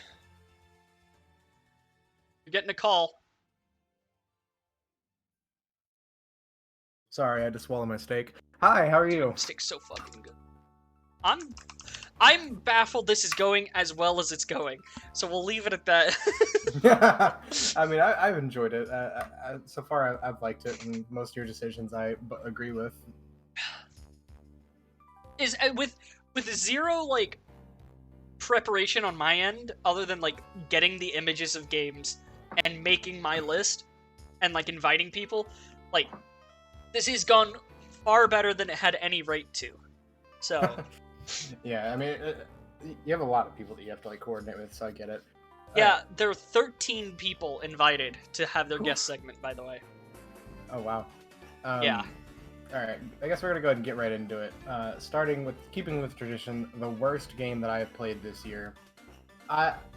I was initially going to say Cyberpunk, but I have to give the game credit. Its story is good. It's just I can't play it based on my eyesight. Like, it hurts me physically. So, Yeah. putting that aside, the least favorite game I've played this year would have to be Satisfactory. Yeah, so I keep hearing about that game just being 3D Factorio, but every time I look at it, I'm like, this doesn't... I wouldn't agree with that. Yeah, as somebody who has a lot of time in Factorio, like, Factorio has a lot of complexity to it, and while it is like a top-down in that sense being simplified, Satisfactory tries to do way too much. It puts more of an emphasis on exploration rather than actually What the building. fuck? Yeah. Really? Yeah. Okay. So, yeah, to get some of the things you need, you have to explore, and anything that's quality of life, like, you know, with a 3D game, you'd expect ladders to be a thing. Uh-huh. You have to build, like, at least early on, there's, like, no ladders. You have to, like, build a conveyor belt and use the side of it to go up. It's so weird. Like, the quality of life, like, scaffolds and stuff that you would build, like, in a building, you don't get that till later on in the game. Like, I feel like you have to ask yourself when making a game like that, is vanilla Minecraft more convenient than me? If yes, there's a mistake. like Nolan actually brought up the best point about it. He said that no, it was Fourpaws. Fourpaws said if I wanted to play a factory game, I'd just go do Minecraft Tech It or something like that. Like, Yeah. and I fully agree with him. I was thinking like the Minecraft tech mods, and then I was like, well shit, the things you're complaining about not being in the game are in fucking vanilla Minecraft. Like, there is scaffolding and ladders. Like, in vanilla Minecraft. Just so many, like, it feels like I get trying to put a barrier to the game so you play and you unlock things, but when a lot of the things that you want that are quality of life, not necessarily progression, aren't there for you, I hate it. I genuinely, like, I wish I could have refunded the game, but I put too much time into it, hoping that it would get better. Yeah. So, yeah, I mean, Factorio has its own strengths with that as well, but at the same time, I don't know, it's just Satisfactory tried to do too many things and tried to put challenges where challenges shouldn't. Yeah, it just seems unoptimal. Exactly. And it's early access, so maybe that'll change as time goes. I'll hold on for that one because the concept is nice. We'll have to see in the future. I mean, games like that typically do update, but yeah, we're going off of, like, as it stands, our experiences this year, which is why, like, Fall Guys is in my, like, bottom 10. Like, it's not a bad game. That actually surprised me, because, like, I genuinely enjoyed Fall Guys for I did quite too, some time. but I got bored of it. Like, let me look at my time in Fall Guys. Fall Guys, 11 hours. 11.7, so about 12 hours. Of doing the same thing over and over again. Yeah, there was not enough content for that game to release when it did. I stand by that. Yeah. I would agree with you. I wouldn't say it's one of the worst games, because it did what it did well enough. Nothing about it is, I was saying, was bad. I was saying it was disappointing. See, but Dylan, I haven't played the updates. This whole list is based on my experiences with the game so far. And I'd like to go back and play it, but, like, PC community on that game's, like, dead. It might be a bit better right now, because Season 3 just released, but we'll see. I figured it would have lasted a lot longer. I feel like that's more of a, like, an Xbox, like, kind of game, you know, less brain, more just doing things with your friends. I think it's the, like, controller being the best control scheme for it probably didn't help. Yeah, I could see that. Me just dissing the entire Xbox franchise in one sentence. All right, yeah. let's hear about this game that I've seen you stream a lot. Okay. I get a lot of notifications on my phone of you streaming this. So this game is very much a labor of love, and it's nowhere near complete. It's Star Sector. Think about... it's been in production. It released to the public in 2013. And it's been one of those sole developer, small hire on, progressing through the years, adding new content, and the guy hasn't given up. It's very much a labor of love. And the premise of the game is you are a starship captain, and it's kind of like one of those port royale games where you Don't go be around rude. trading Also, High with Crusader. like different ports, and you can like have fleet battles with other fleets and things like that. The game does a good job at where it's at, and the guy has put so much time into it that I absolutely just adore that style of game. Yeah. Surprised about that one? Are you talking? Oh wow, okay. I think he's saying it's very. Your choice might have been as obvious as my choice was. I mean, And people called my choice when I started stream. So well, it wasn't my initial first choice, honestly, but I feel like the game. I'm sad that it doesn't get as much viewership as it should, but I understand why. Because visually, it's not as intensive like to watch, but when you're playing it, there's so many background considerations to everything you do. it's that- like a Crusader Kings thing where it's like, if you know, you know. Otherwise, you're just like watching a map. Yeah, one of my viewers put it best. He said it's to him it's dot simulator, but the more he watched it, he was like, okay, I can start to see like the complexity, and it's heavily moddable, like without even like official modding tools, which he's releasing like in the next year. Like it's got so many mods that add so many different like aspects to the game. Like one actually added like diplomacy with other factions, which makes building your own factions so much better. And it's just that like it's got the kind of like a Bannerlord aspect, or like a warband aspect of like, you know, you build up your fleet or your army and you. I could feel that Yeah. hesitation to say warband, Yeah. so that you wouldn't get made fun of in chat. You still had to do it. Well, yeah, I don't know. It holds the same kind of place for me that Warband does, in the way that both of them are extremely moddable, and so like the content for the game, with changing a couple mods, you can have an entirely different game. Like with Warband, it was, you know, medieval sim, or you could have Star Wars in the next second if you wanted to. It's just like it's one of those things where mods are. I think they don't make the game, but I love the fact that developers have in this generation started moving more toward allowing mods. Mods Mhm. make your game survivable. It's like, I hate the Bethesda route of like, oh, you're modded, give me all of your achievements. That's why you get like a mod to basically disable that. Fire and Sword. This is responding Crusader. I would agree with you to a degree. I liked Warband for its more like active multiplayer community. Fire and Sword had a really nice environment to it. You in the campaign. fucking multiplayer community of Warband. Bruh, I helped start that competitive community. I was a sponsor for one of the first tournaments, and the prize was like $1,000. It was like the competitive community for that was really nice. I still remember the like 30 minutes I was there for like the warband like training shit, and I was simultaneously trying to learn the game and have fun, and then I was like, I'm gonna do that somewhere else. Because I was disrupting like drills. That's all I remember. People were not happy with me. I fully agree. There was with clans and stuff. There was an aspect of like people wanting to get better at the game and people wanting to roleplay, and I didn't do a good balance of the two. It ended up being that we moved to competitive, and people liked that more, of like going against another team of guys and, you know, your best versus their best. Just I don't know. I love that aspect of like getting a team together, picking out your people, and playing. It's kind of like League in the aspect of like you had a 5 to 7 man team, and you had to rely on the guys around you. I just prefer that style of like mentality. Yeah. And then you became an RE1 trick. Anyway. Four Paws would love you for that.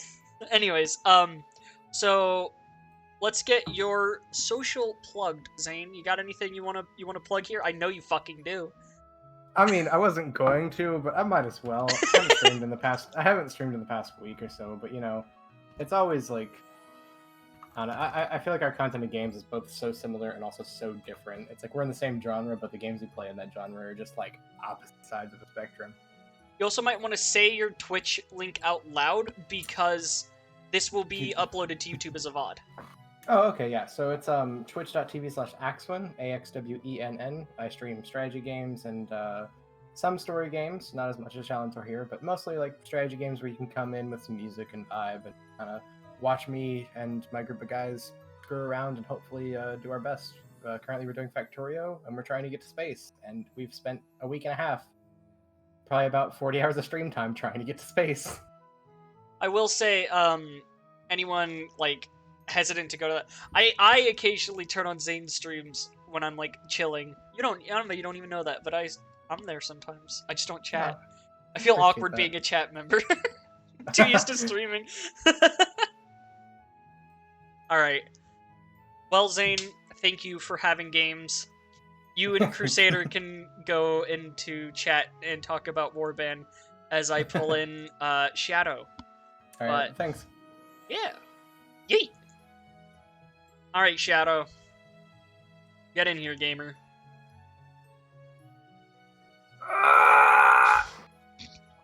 Yeah, that's about what I expected. Yeah, man, that's what happens every fucking time. Okay. No, fuck. Okay, so fuck your tradition. We're going best to worst because I had too much shit thinking about this because I genuinely have thought about this all fucking day.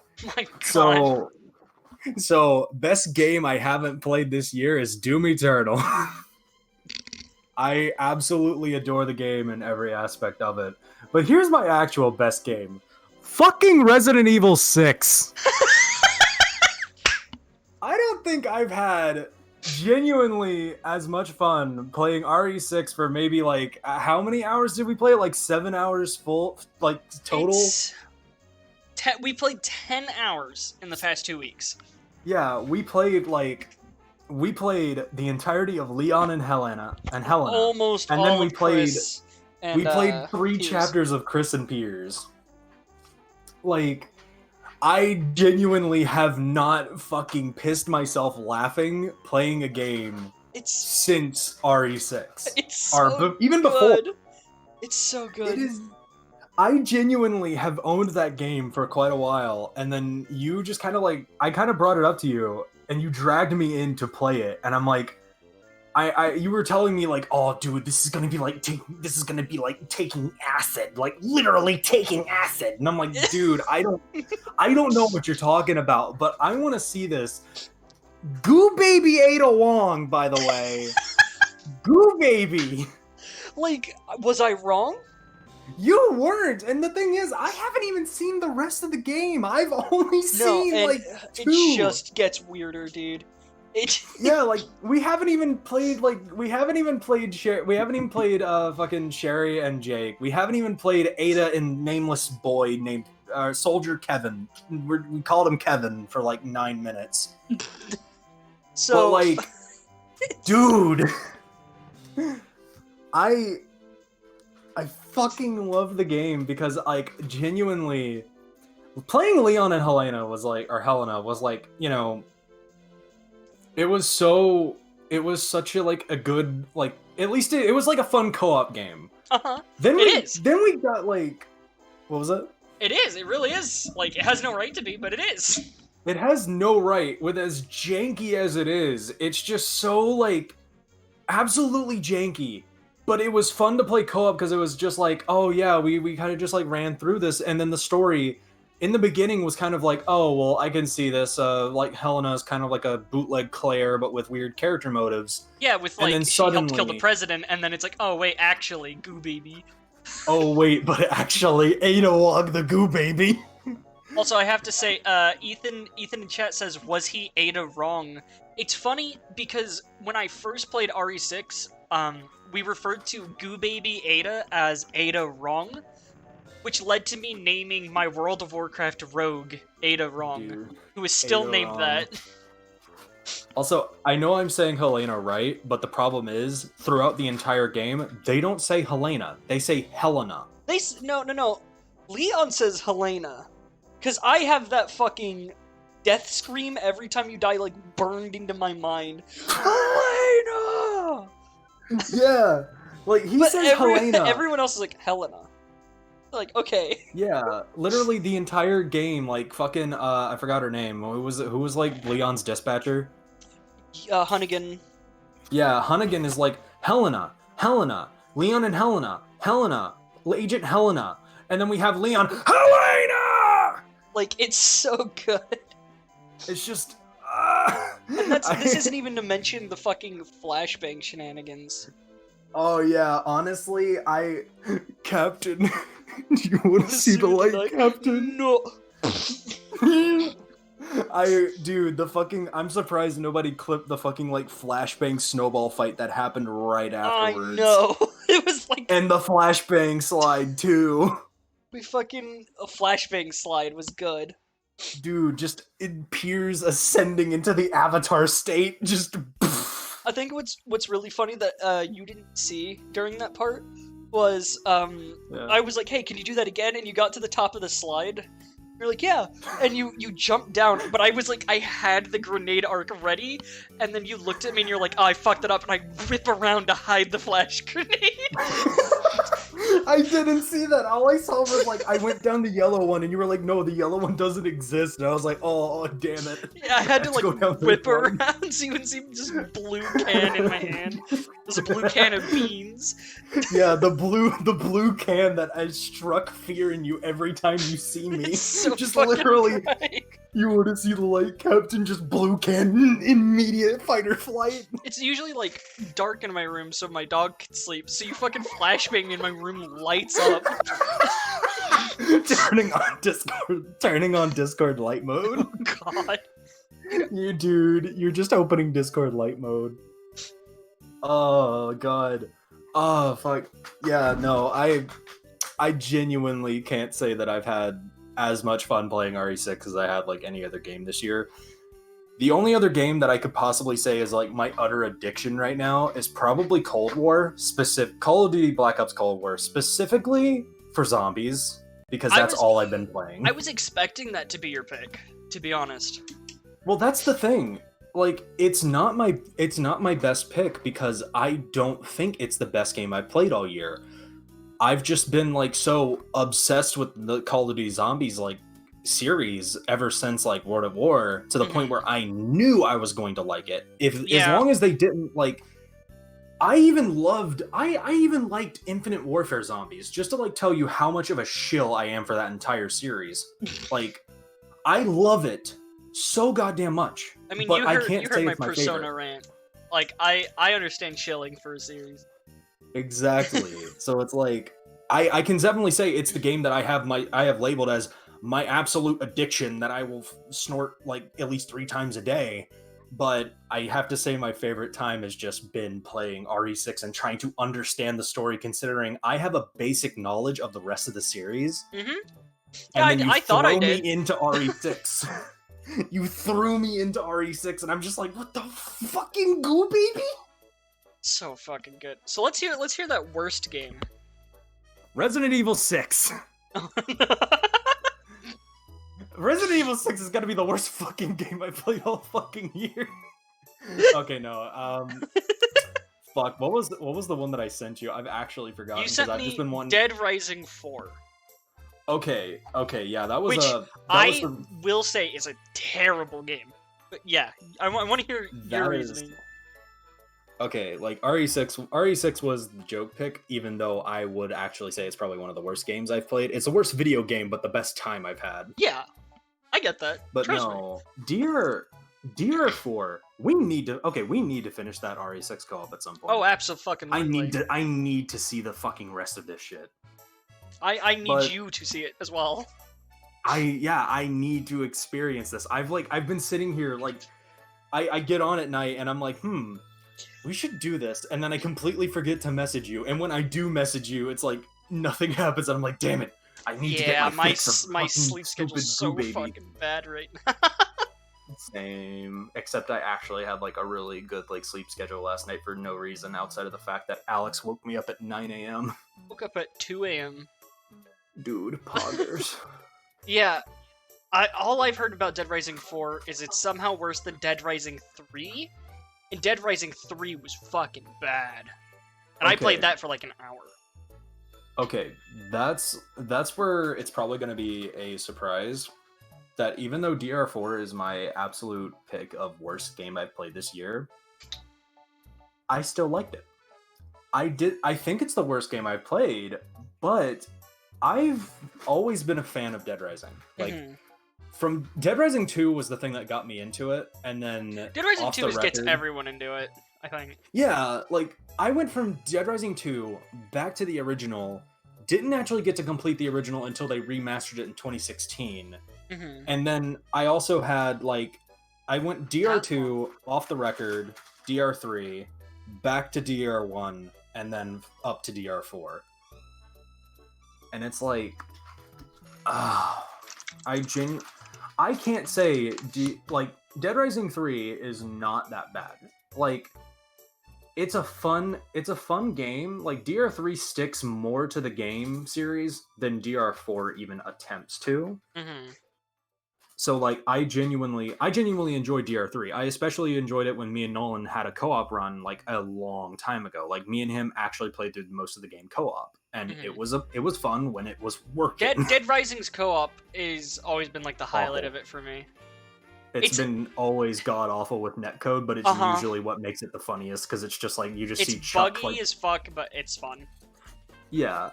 And then DR4 is that just the epitome of you tried too many new things and ended up making it bad in the process. Because I see where they were going with DR4.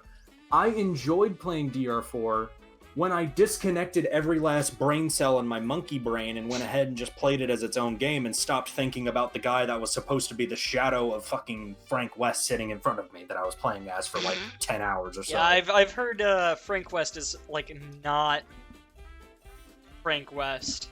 Frank West is basically just take classic Sonic. Try to put Boom Sonic's voice over him, but still give him the same attitude as classic Sonic. It's so... When we say classic Sonic, you don't mean like Pixel Sonic, you mean like...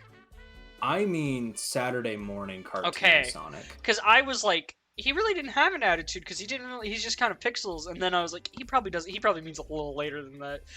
Well, the thing is, no, like, even then, like, old, like, Pixel Sonic had a bit of personality to him. He had like, Lil Sass. Yeah, he was, like, kind of sassy. It was, like, you know, the quiet, like, fucking quietly sassy, overly 90s radical, and then you just have actual epitome voiced by fucking Urkel. Like, you have two versions, voiced by Urkel and Jesus Christ. Like, because just that attitude. Like, you take classic Sonic. Actually, I fucked up my entire analogy. You take the look of classic Sonic, you know, that nice little fucking, like, tubby, squashy pixel boy. You put Boom Sonic's voice into him, and then you take the attitude of fucking, like, Saturday morning cartoon Sonic, shove it in, and kind of, like, blend it and expect it to work, because it looks sort of like Frank West. Whoever he is, he's not fucking Frank West. Yeah, that's kind of what I heard. He didn't cover wars, you know. He might have covered, like, some fucking, like, mini golf tournaments here and there, but that's not fucking Frank West. I don't care how many times you people, you Capcom, you want to tell me that's Frank West. Frank is not back. Frank is dead. This is my sleep paralysis demon. Oh, because I genuinely hate that they did that to Frank. But the game itself, when I stopped thinking about the fact I was supposed to be playing as Frank West and not TJ Rotolo, and I stopped thinking about, this is a Dead Rising game, I actually found myself enjoying it as, like, a mindless, like, Dead Rising-esque killing simulator. But then outside of that, the plot... People say the plot was awful. I think it was pretty stock standard considering the rest of the series. Like, if you look at the plot of Dead Rising 2, Dead Rising 4's plot is not, like, the point of those games, I feel. It's like, exactly. The plot like, is there to force you to remember there's a timer. Yeah, even though the plot to DR1 actually was pretty good. And then DR2's plotline was mostly just take out all the parts where it's not just Chuck trying to keep Katie alive, and then you get a good story. Because if you take just Chuck and Katie, you get The Last of Us in a fucking comedic Capcom killer. Alright. But, like, damn. So, I'm gonna have to cut your segment so that Dylan can get his before he has to leave. Okay. But Shadow, plug Yeah. your Twitch because I know you have one. Okay, guys, remember to follow me on twitch.tv/ShadowCatVA. I possibly stream sometimes, mostly at the crack ass of night during EST times. So like midnight EST, you'll probably find me most of the times. Other times, I might just randomly stream like 12 hours before I normally do. Actually, that would be noon. I'm not a complete idiot. Mm-hmm. Yeah. So Twitch, you also might in the future, soon future, probably catch me and Quentin continuing RE6 and probably Absolutely. continuing to pepper each other with fucking flashbangs or some shit. And lose our collective shit. Actually die because of Ada Wongu, baby. It's true. All right, Shadow. Thank you for hopping on. You're welcome. I'm gonna die. Dylan, get in here, motherfucker. There he is. It's him, the Dylan, Me. the Dwayne. All right, Dylan. So you're one of the most common voices we hear on streams. So I mean, I play with you a lot. yeah, kind of it's happens. true. You are a member of Poingy. It's just kind of by association. Yeah. That means you're like there for almost every other fucking stream at least. Pretty much, and if I'm not with you, I'm usually in chat just saying you suck. It's true. You do that a lot. So let's hear either your worst or your best. All right. Well, I'm gonna have to start with the worst, and I very unfortunately, have to say that it was Little Hope. That is. And that I is say the that- game made by Until Dawn people, right? Yes. Okay. The co-op one. Yeah, and it is so much fun to play when it works, and that's the problem. Is when I was playing it with Chris, we didn't really get truly immersed in Little Hope, just because the game would break. Either we would desync. It is supposed to be like a horror game, right? Yeah. Not being able to get immersed in a horror game is bad news for that game. Obviously, there were some certain scares that would get you, and like it had an interesting story. It's just when you have to keep restarting the game or verifying the install, like it sucks. Yeah. Because we would be in our own worlds and we want to play together. Like that's the whole point of the co-op. But unfortunately, Little Hope just didn't meet the same. I guess I don't know the word. Just it didn't meet the same criteria that Man and Medan did. Yeah, So- I'm just baffled they tried a co-op game and then it released with as many issues as it did, because I've heard it. I saw a lot of people like playing it when it came out, but it was Mhm. never like a series that would finish, and I always assumed I was like, either the game sucks or it's not playable. Yeah, so again, Man and Medan had so much hope for it when we played that, and then we were like, okay, we want to play Little Hope next, so we can just keep playing the game. But we didn't really get to do that. We finished the story, but with a lot of pain. Yeah, And we were like, yeah, that was a cool story, but but glad damn. it took 3 years to finish. It's like a 3-hour experience dragged out to like a 10-hour experience with 7 hours of technical difficulties. Right? It's like, is it worth it? It wasn't that long of a game, but it made it seem like it took over a week to finish. You guys were playing When that it's for like a a 6-hour while. Yeah, it's a 6-hour game, and it took over a week because we had so many problems with it. I would keep popping into Poingy, and it would be you and Chris would, after like an hour playing it, you'd be like, all right, we want to go play Little Hope. I'm like, okay. But that continued for like 4 or 5 days from this game that I assumed was like probably like a 20-hour game, and then you guys are like, yeah, it was like 4 hours, and I was like, what the fuck? Yeah, no, it didn't take that long at all. Like, gameplay wise.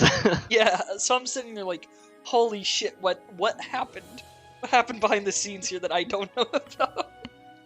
And now I And know. then there was a lot of replaying a lot of the story because the game would just break entirely, and the only way to fix that was to go back a checkpoint, which was those checkpoints are pretty big in that game. Mhm.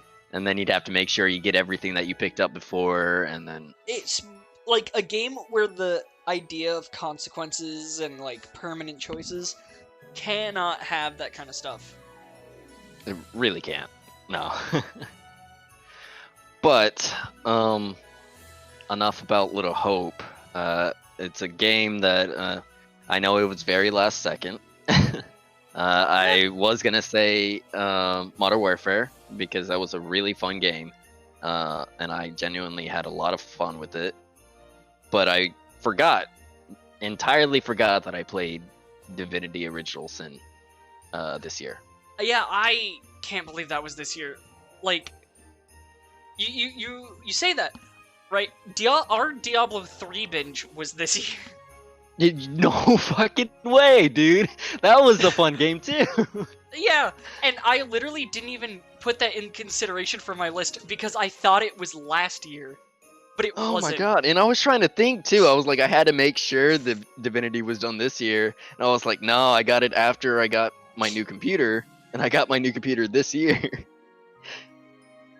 Yeah, Oh man, so I totally get that. yeah. So, Divinity Original Sin 1 or 2? I'm gonna have to say 1. I really enjoyed 2, but 1 was the one that really got me to start playing Divinity. Mm-hmm. So just sitting down and playing with Chris, and I mean, you know how long we would play. We'd play for literal hours. Yeah. And this was a game that, although we were playing a lot of it, we were actually playing it. So Yeah, it's not technical issues. And it's Yeah, an older and- game. Like, you would yeah, expect more it's an older issues. game, and you can still do so much in that game. Like you can do whatever side quest you want. You can build whatever character you want, and to make it even like more fun, you can try and kill the other person in a single attack before they could heal. Yeah, there's a lot of that in Divinity 2 with mods. Yeah. So with Divinity 2, it was more fun just because, or in that aspect, just because you could actually create a war with your partner, Yeah. and then you could just fight it out and everything, and then restart. But with Divinity 1, you had to find certain things that would work in order to get the most damage in a single attack. That way, they would have no time to run or heal. Yeah. So Because you could there run. was just yeah, you could run. could run you real could always fast. miss the attack too. So, but it just had a lot of possibilities, and I truly enjoyed playing that game through and through. Yeah. I still need to go back and beat the first one. It's just... It's like, it's been long enough at this point where it's like, damn, I don't remember what was happening. I mean, we got Oh. far. We got pretty far. Yeah, Chris was telling me about it when we were going through the playthrough, and he was like, I'm pretty sure this is like where you or him you and Chris? yeah, I Yeah. can't think. Yeah, you and You Chris got this. just completely stopped playing, and he hadn't finished it either. Yeah. We were it's- pretty far. yeah, it was pretty far into it. I would think it was like the third act, maybe. I want to say the Um, reason we stopped is because we started playing a lot of Divinity 2 with like you and Anthony and etc. Mhm. And I didn't want to just fill my entire fucking day playing Divinity. So I mean, I guess that's fair. But unfortunately, I don't share the same views. I would play Divinity all day. yeah, And it's see, but why I did.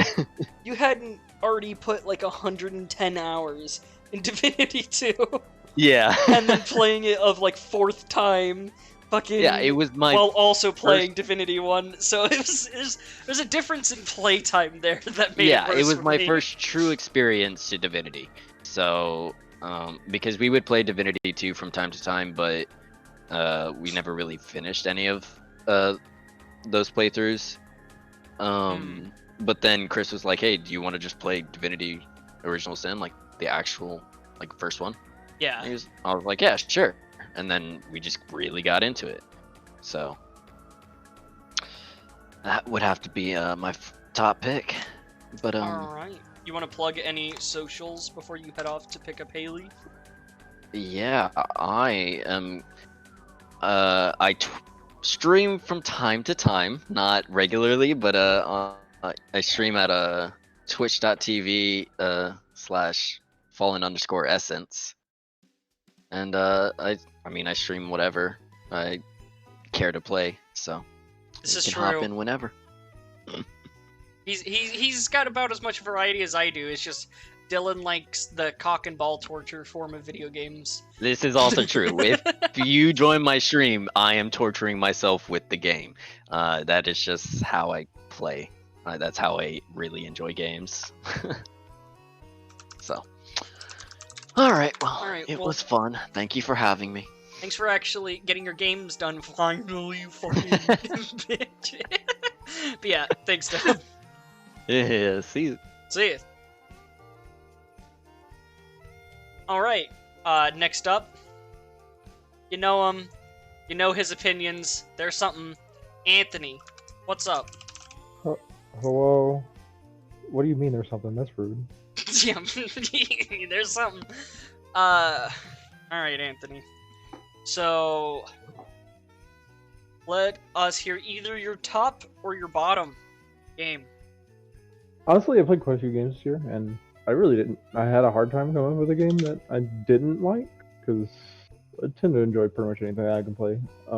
But Among Us definitely had to be the worst game this year. It's really not all that. So many big fucking streamers and YouTubers Everyone's fucking playing it. made it out to be like the best game ever, but really it's just shitty TTT and shitty vanilla TTT at that. Yeah. Yeah. You were not alone in picking Among Us for this. Well, okay. I say that you are, but a lot of people considered it. Like, honestly, if I had played The Last of Us 2, easily would have been the worst. But I don't own the PlayStation, so I didn't play it. Yeah, and I'm So not I buying wouldn't have that played game, this so yeah. yeah. But yeah, honestly, it's too overhyped.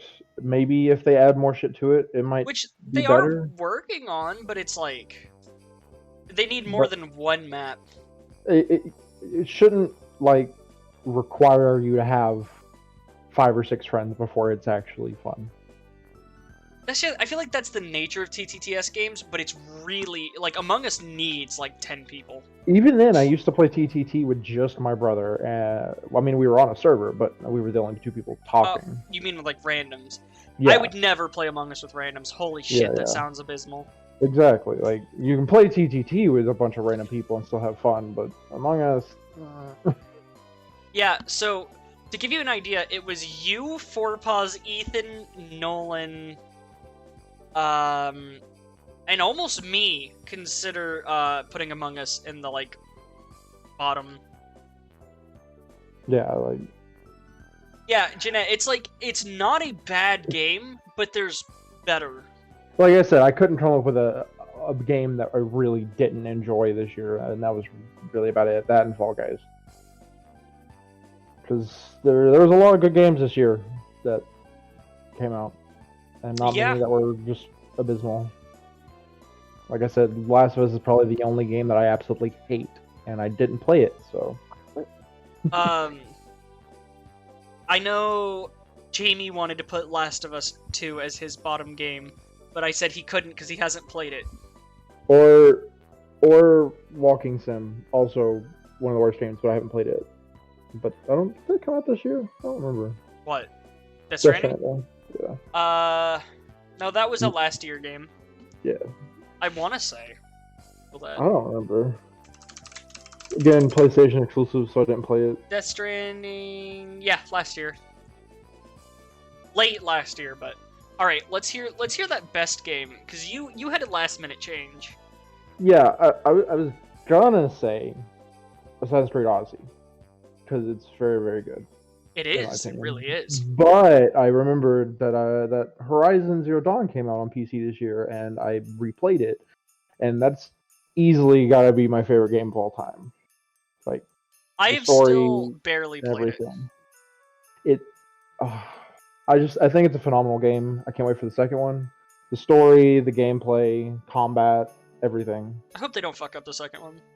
And in my opinion, the only reason it won no awards in 2017 was because it had to compete with Breath of the Wild. And whenever Yeah. they're basically the same game, it's kinda hard. Nintendo kind of shit on that year with Odyssey and Breath of the Wild. Yeah, it's really hard to compete whenever they're pretty much the same game, just different like story, you know. Same game, like, but different audiences, and you're gonna have a Yeah. much more vocal Nintendo audience, I think. Like, because it was up for Game of the Year and Best Action Adventure Game against Breath of the Wild and lost to Breath of the Wild in both categories, which isn't surprising. I think if Breath of the Wild wasn't there, it would have beat Odyssey, but who knows? For Game of the Year, anyway. Yeah. You have any closing remarks or any other things you want to like say about it? No. I wish that the second one wasn't coming out as PlayStation exclusive, which makes no sense to me.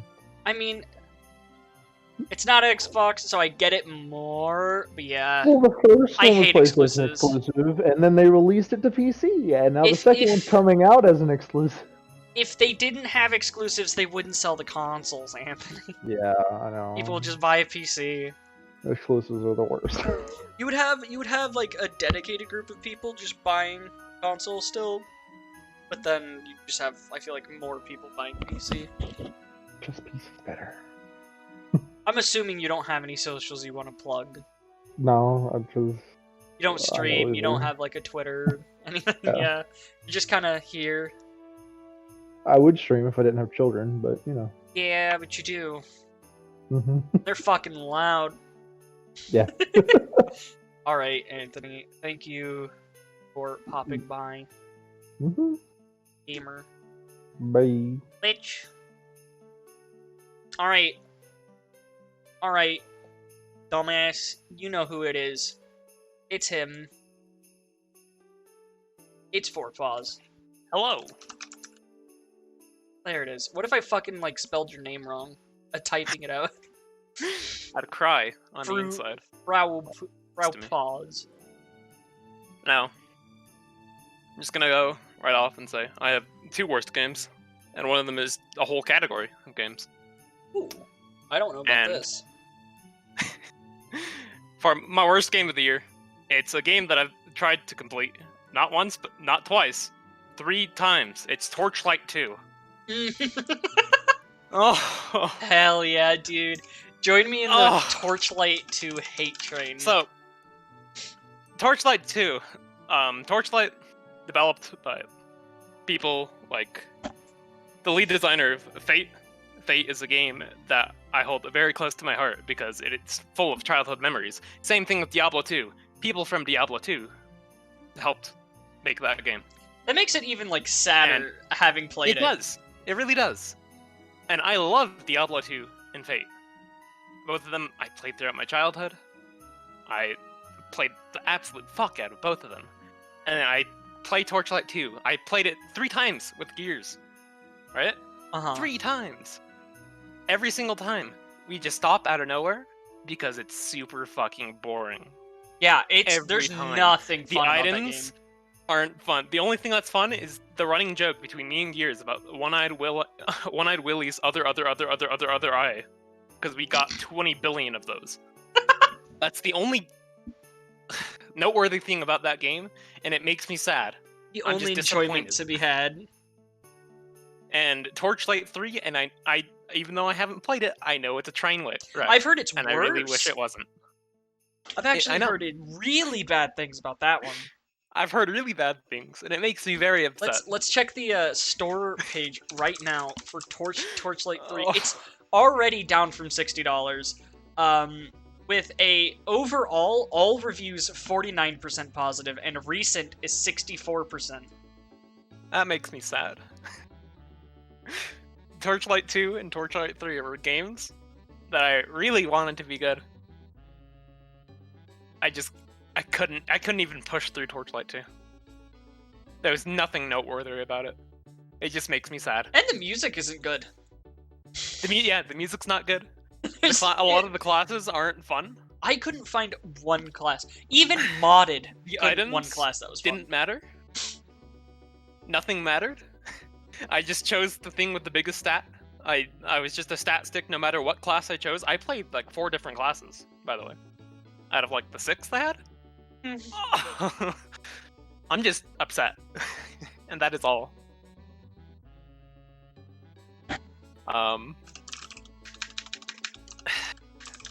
And for my other... Yeah, I'm curious to hear this other, because I'm assuming Either it's one. not what you Every originally told me. survival game I played this year. So occasionally, like at least once a month or once every 2 months, me, Nolan, and Zane will like sit in a VC. We're like, oh yeah, we want to play a survival game. So you know what? We look on Steam. We look at survival game. Survival game A. Let's say like Green Hell. I remember that game. We buy it. We do the 2-hour trial, like usual. The And 2-hour then trial it's- to see if we like it. And then And it's you the know what same happens exact game as every survival game. Yes. And do you know what happens every single time we play it? We sit down and say, yeah, it's okay, it just needs a little bit of work. We'll come back to this later, maybe. And you never And we do. never come back to it. I see Annie in chat here says, what about Craftopia? It's the exact same, Annie. What did we do with that game? We played it for 2 hours. We said it has potential. We'll come back to it later. I've heard from every one of you that played Craftopia when you did, I've heard that like exact sentence of it's like, it needs more work. Or like, I think Nolan's is like, it's not fun at the moment.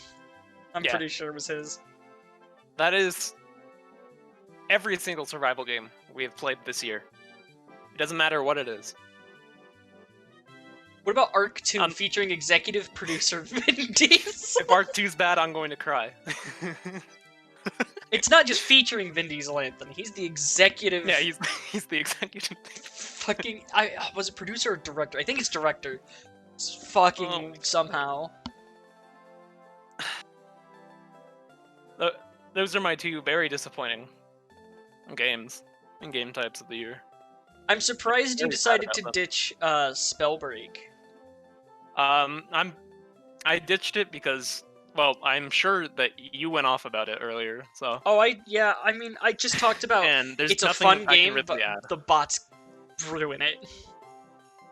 There's nothing I can really add to that other than I hope that it's going to do a bit better now because I've seen a lot of people play it. Well, it just came to Steam, recently. so... I know, it just came to Steam and they have like a bunch of sponsored streamers and shit, and I'm hoping it's better. Okay, Anthony, even if it is, why the fuck is Vin Diesel donating so much money for Arc 2? Dude, he's a big fan. Big fan. Big fan, dude. I will sponsor your game. You just have to put me in it. It's like, what the fuck? Oh god. I can't wait to play as Vin Diesel in Arc 2. Technically, you could probably play as him in Arc 1. You tried hard enough. True. Alright, Oh, so the God. best games. You've got a couple I've- listed here from when we first talked about it. Oh god. This is obvious. My favorite game of the year is A Hat in Time. Yeah. A Hat in Time is probably my favorite 3D platformer. Yeah. I have to I've come back to it every year. I have to agree. And you and I going through Death Wish was so fucking fun. The game is creative. It's affordable Yeah. if you buy it on sale. the DLCs are actually great. Yeah, the ship one has a couple questionable choices, but Yeah, but that I'd also still say it's includes good. Death Wish, so yeah, I would also say it's still good. it has one of my favorite soundtracks. If you want to know how much I actually listen to this soundtrack, it was the artist who created the soundtrack. He was number 3 on my most listened to artist on Spotify Wrapped this year. Damn. I love that soundtrack. I love the way the multiplayer is done because it's just retarded fun. Yeah, when we were For fucking with 50 each other in the people, you can boss just fight. fuck each other over. It's just so much fun to do. The modding community is alive and well, and it has been for a long time actually. Yeah, honestly, I've been tempted to try and make levels in it for some practice and level design. Not just levels, like just badge mods, everything. Yeah, Like, there's people recently- really like doing shit for that game. Recently, someone put out a teaser for a whole mod that they're doing. I'm just gonna send it to you, and I'm hoping that's good. The modding community is really fucking good. That looks For that really game. good. My fucking eyes. Also, I love level design in that game because it's Yeah. just fun. I love 3D platformers, and A Hat in Time is probably the best one you can get on PC. Fuck Ukulele, that game sucks. Yeah, Ukulele's fucking terrible. And now, for the other best game of the year, for me, has been Baba Is You. It's my favorite puzzle game that I've played throughout last year and this year. It is a very simple word game where you try and mix up the rules to get a win in the level, and it gets so absurdly hard from such a really simple concept of just mixing words. And that Everything is I've why I seen love on it looks incredible. It looks like such a fucking absurd feat of programming that I'm like, holy hell. Oh yeah. Someone in chat says, I feel like my game options are being attacked throughout this. Good. Maybe just get a better taste in video games. Haha. No, I'm not here to bash anybody's taste in games. Unless you like Kingdom Come Deliverance, in which case you have bad taste, unironically. That game's terrible.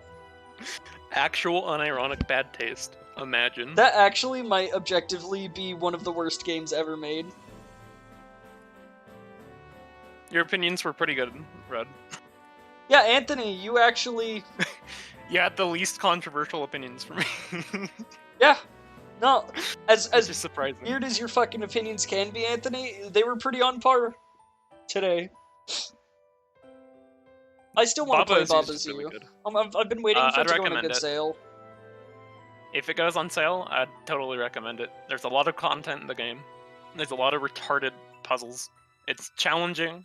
It's casual. It's just really good. Also, the game is only $15 on normal. Yeah, So, I really shouldn't spend any more money right now. no, that's fair.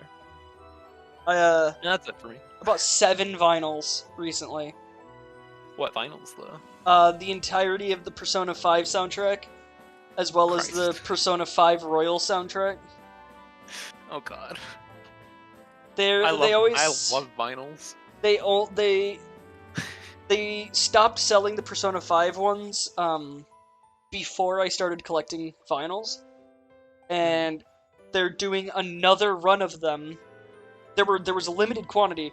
They're doing another run of them with the release of the Persona 5 Royal vinyls, which are also going to be in limited run. So it's like, you know, I'm getting in on that. I like collecting vinyls as well.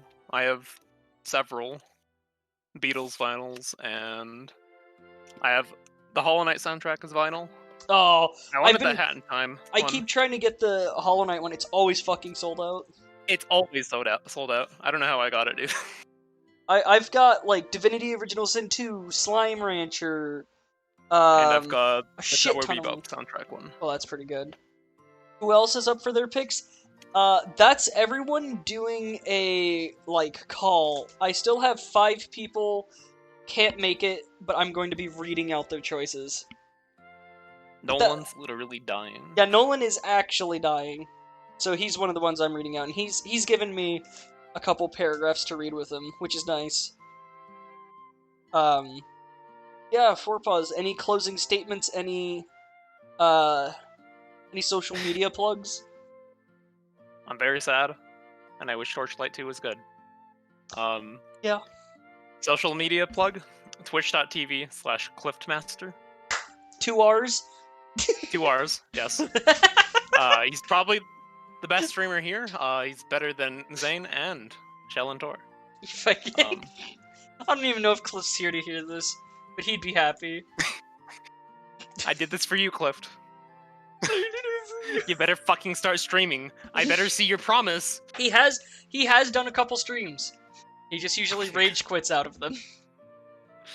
And that's it. Alright. Well, again, you're the last call person, but thank you for being able to actually make it. Alright. No problem. We'll probably play, like, actual video games once I finish up here. Gamer. Alright. Yay. Alright. Big thanks again to everyone who could make it in person. Like, holy shit, guys. Thank you. And if you couldn't make it in person, do not feel bad. At all. You're not in a, like, you're not like the only person, trust me. So we're gonna start with Jeanette, who is here right now because she's at the top of my list. And also, Jeanette, don't feel bad about not giving, like, paragraphs for reasoning. But Jeanette's top game of the year is Genshin Impact. And her worst is Fall Guys. Which is another for that Fall Guys train. Next up. Some of you know him. He's never appeared on stream, but he's a good friend of mine. Billy. Happens to share a first name with me.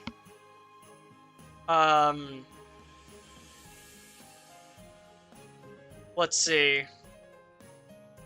I just wanted to make sure he didn't, give, like, a thing he wanted me to read out.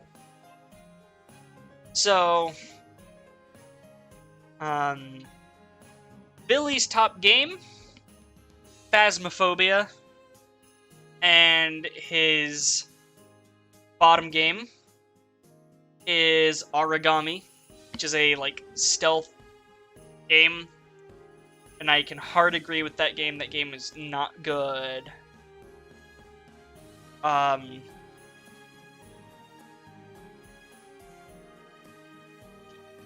Let's see here. We're gonna go... I gotta scroll up.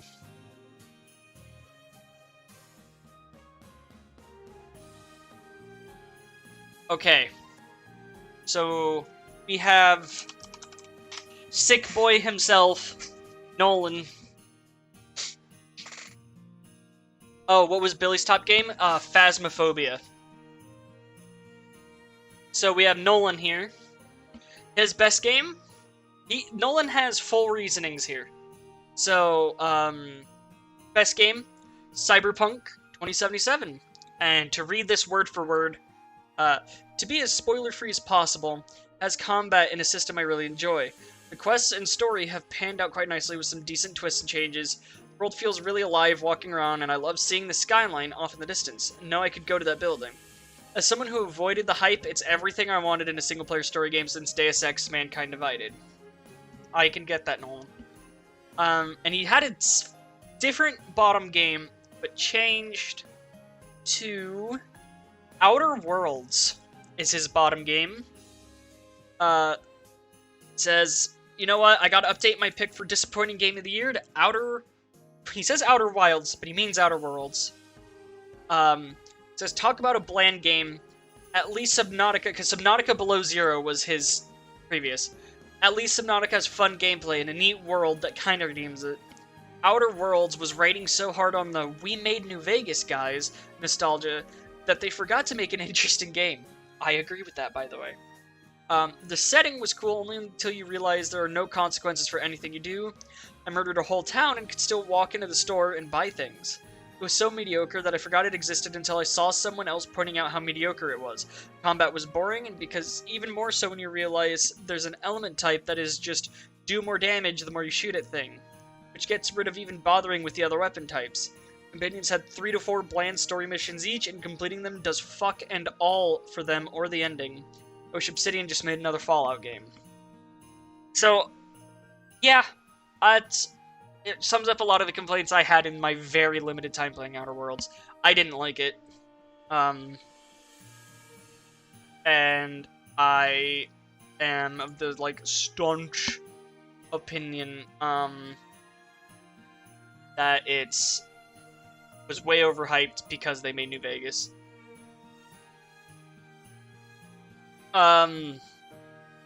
Next, we have Jay. So, Jay's top game, he also has a paragraph, I'm going to read word for word. Top game, Devil May Cry 5, purely for nostalgia value, not identical to previous titles as far as frame data, but still more in-depth and was definitely a sequel I wasn't disappointed by in any way, which is awesome for a 5th entry. Holy shit, hard agree, Devil May Cry 5 is incredible. I didn't play it this year, or it would have been on my top 10. He says, honorable mention, Final Fantasy 15, sad as fucking hits home. I still need to play that. And this bottom game, if I had streamed it, would have probably been my worst or second worst game. Visage. Jay says, early access done wrong. Prime example of why early access shouldn't be an option in the industry. The last 2 chapters were rushed and lacked substance to meet a Halloween deadline. The first 2 chapters of Visage were fucking incredible. The last 2 were terrible. Bad. First 2, some of the scariest I've seen a game. Second 2, what? It didn't feel like the same game. It really didn't. At all. Alright. So, next up, we have the man, the myth, the legend. He hasn't been on stream in a little while. Has not had internet, but Izzy. Good streamer buddy of mine. And he says, for his top game, for me, it's gotta be Genshin Impact. For my most enjoyable game this year. From cute characters to addictive banner openings, the concept for me is amazing. The story right now runs out a little early, but more is to come. It goes straight into the most disappointing game. Would have to be the Minecraft Nether update. It adds some great stuff, but it's not adding anything too major in my opinion. I like the whole Nether spruce up, but I think it's just adding a filler for an empty hole that'll never fully fill it up. That first feeling of the game was huge when I was younger, but the game's dried up for things to do still. It feels like they didn't really add anything new. They only added stuff that should be in the game already. And honestly, nothing I saw in the, Oh god, is it, Dylan? Don't make me cry. Oh, it fucking is. That makes me sad.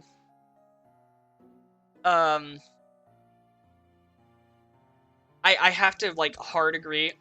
The fucking Nether update did not, look like anything, worth a shit. Izzy also requests that I mention his Twitter over at Izzy Tweets. I'm gonna link these in chat. And twitch.tv/Izzy. I'm not saying it's bad. I'm just saying it just didn't feel like it added anything. But there we go. Or added anything like substantial.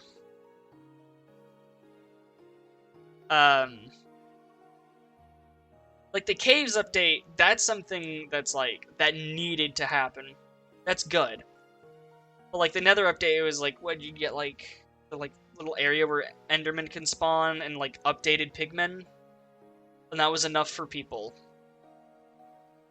Dude, I want my official Aether mod. Come on. Okay. Next up, we have the Dungus himself, the big idiot, Jamie.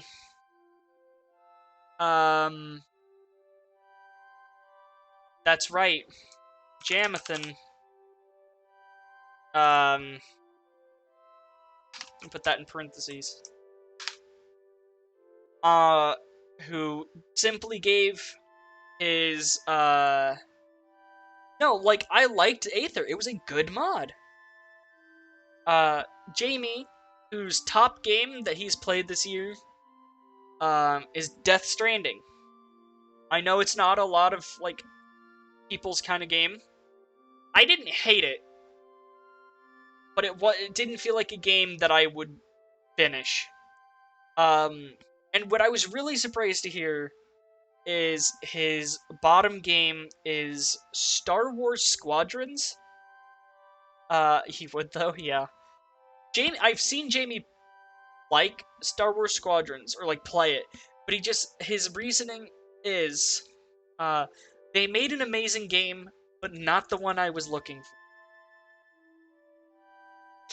I can understand that.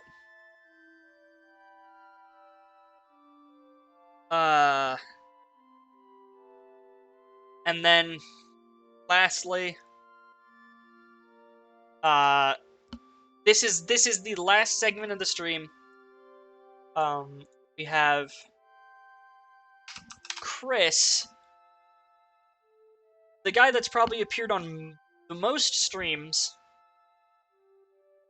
since I've started streaming, who is either still at work or preferring I read this out for him. Either way, not gonna pressure him into doing it. His top game. This makes me happy to be able to announce because he's playing Divinity at the moment. Wow. Actually, that might not be him. If I'm looking at who he's playing with, it might not be him. But Chris's best game makes me happy to see because I've been having a blast with it too. Wasteland 3. Really fun game.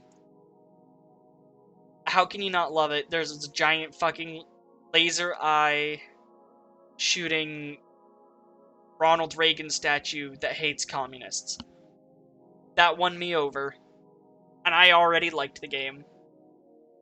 And for Chris's worst game, Dylan, you're gonna feel some vindication. Chris's worst game is Little Hope. Which he says, not because I didn't enjoy it, but because it was so dang short. Plus it was pretty buggy, almost game-breakingly so at a couple points. And from the sounds of what you were saying, Dylan, it wasn't almost game-breakingly so. It was game-breakingly so.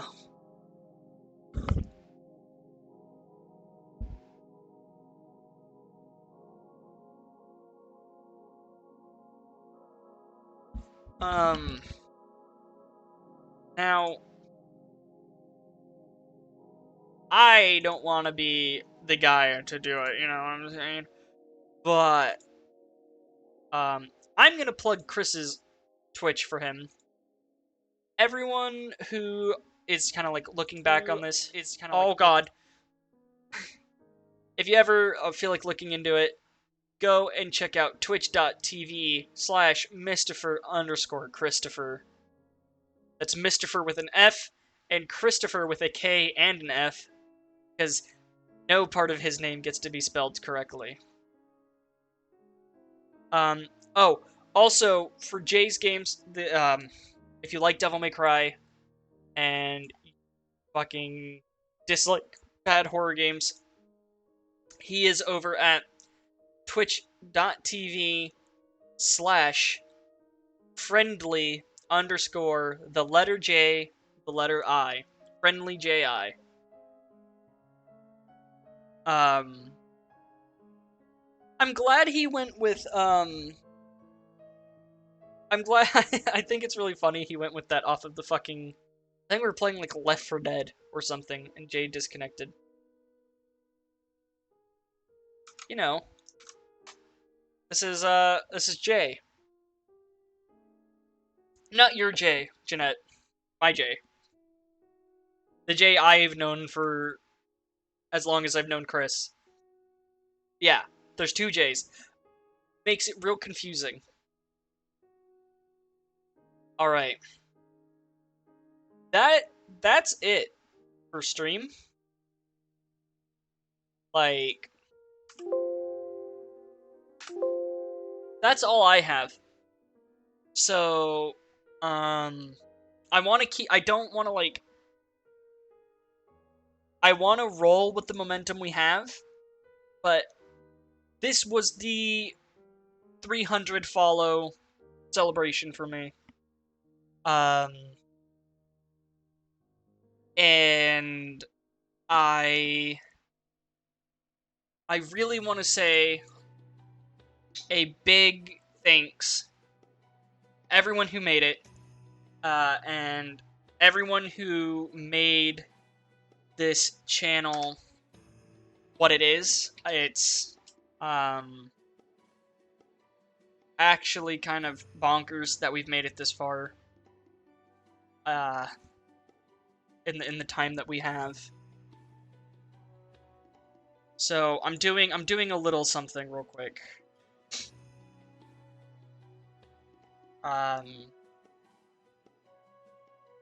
So Nice. there we go. That's 2 gifted subs.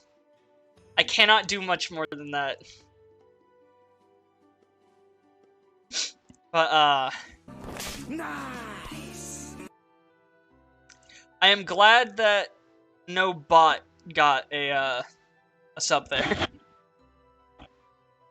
Chmungy, what you looking at, bud?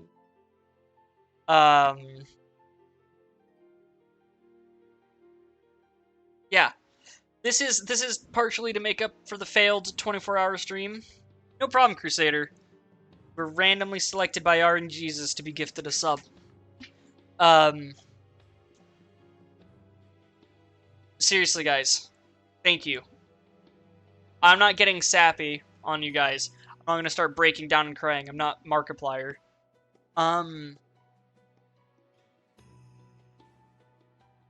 But who would like to go and raid a friend of mine who happens to be streaming right now? Have a word with me about Kingdom Come Deliverance? Is it Shadow? Shadow's not streaming. No, it is Eileen. The Eileenster. So let's get everyone on. This is gonna be the biggest. I keep like rating or like hosting with like 1 viewer, and I'm gonna fucking her name's out there, Jeanette. Like, yeah, it's not. It's she doesn't mind. No, there's no worry.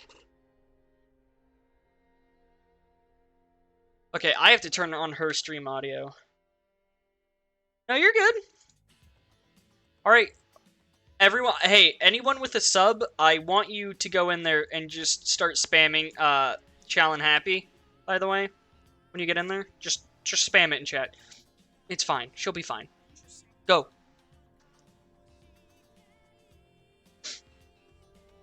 And stream. Thanks, guys. See you at the next big number. or something.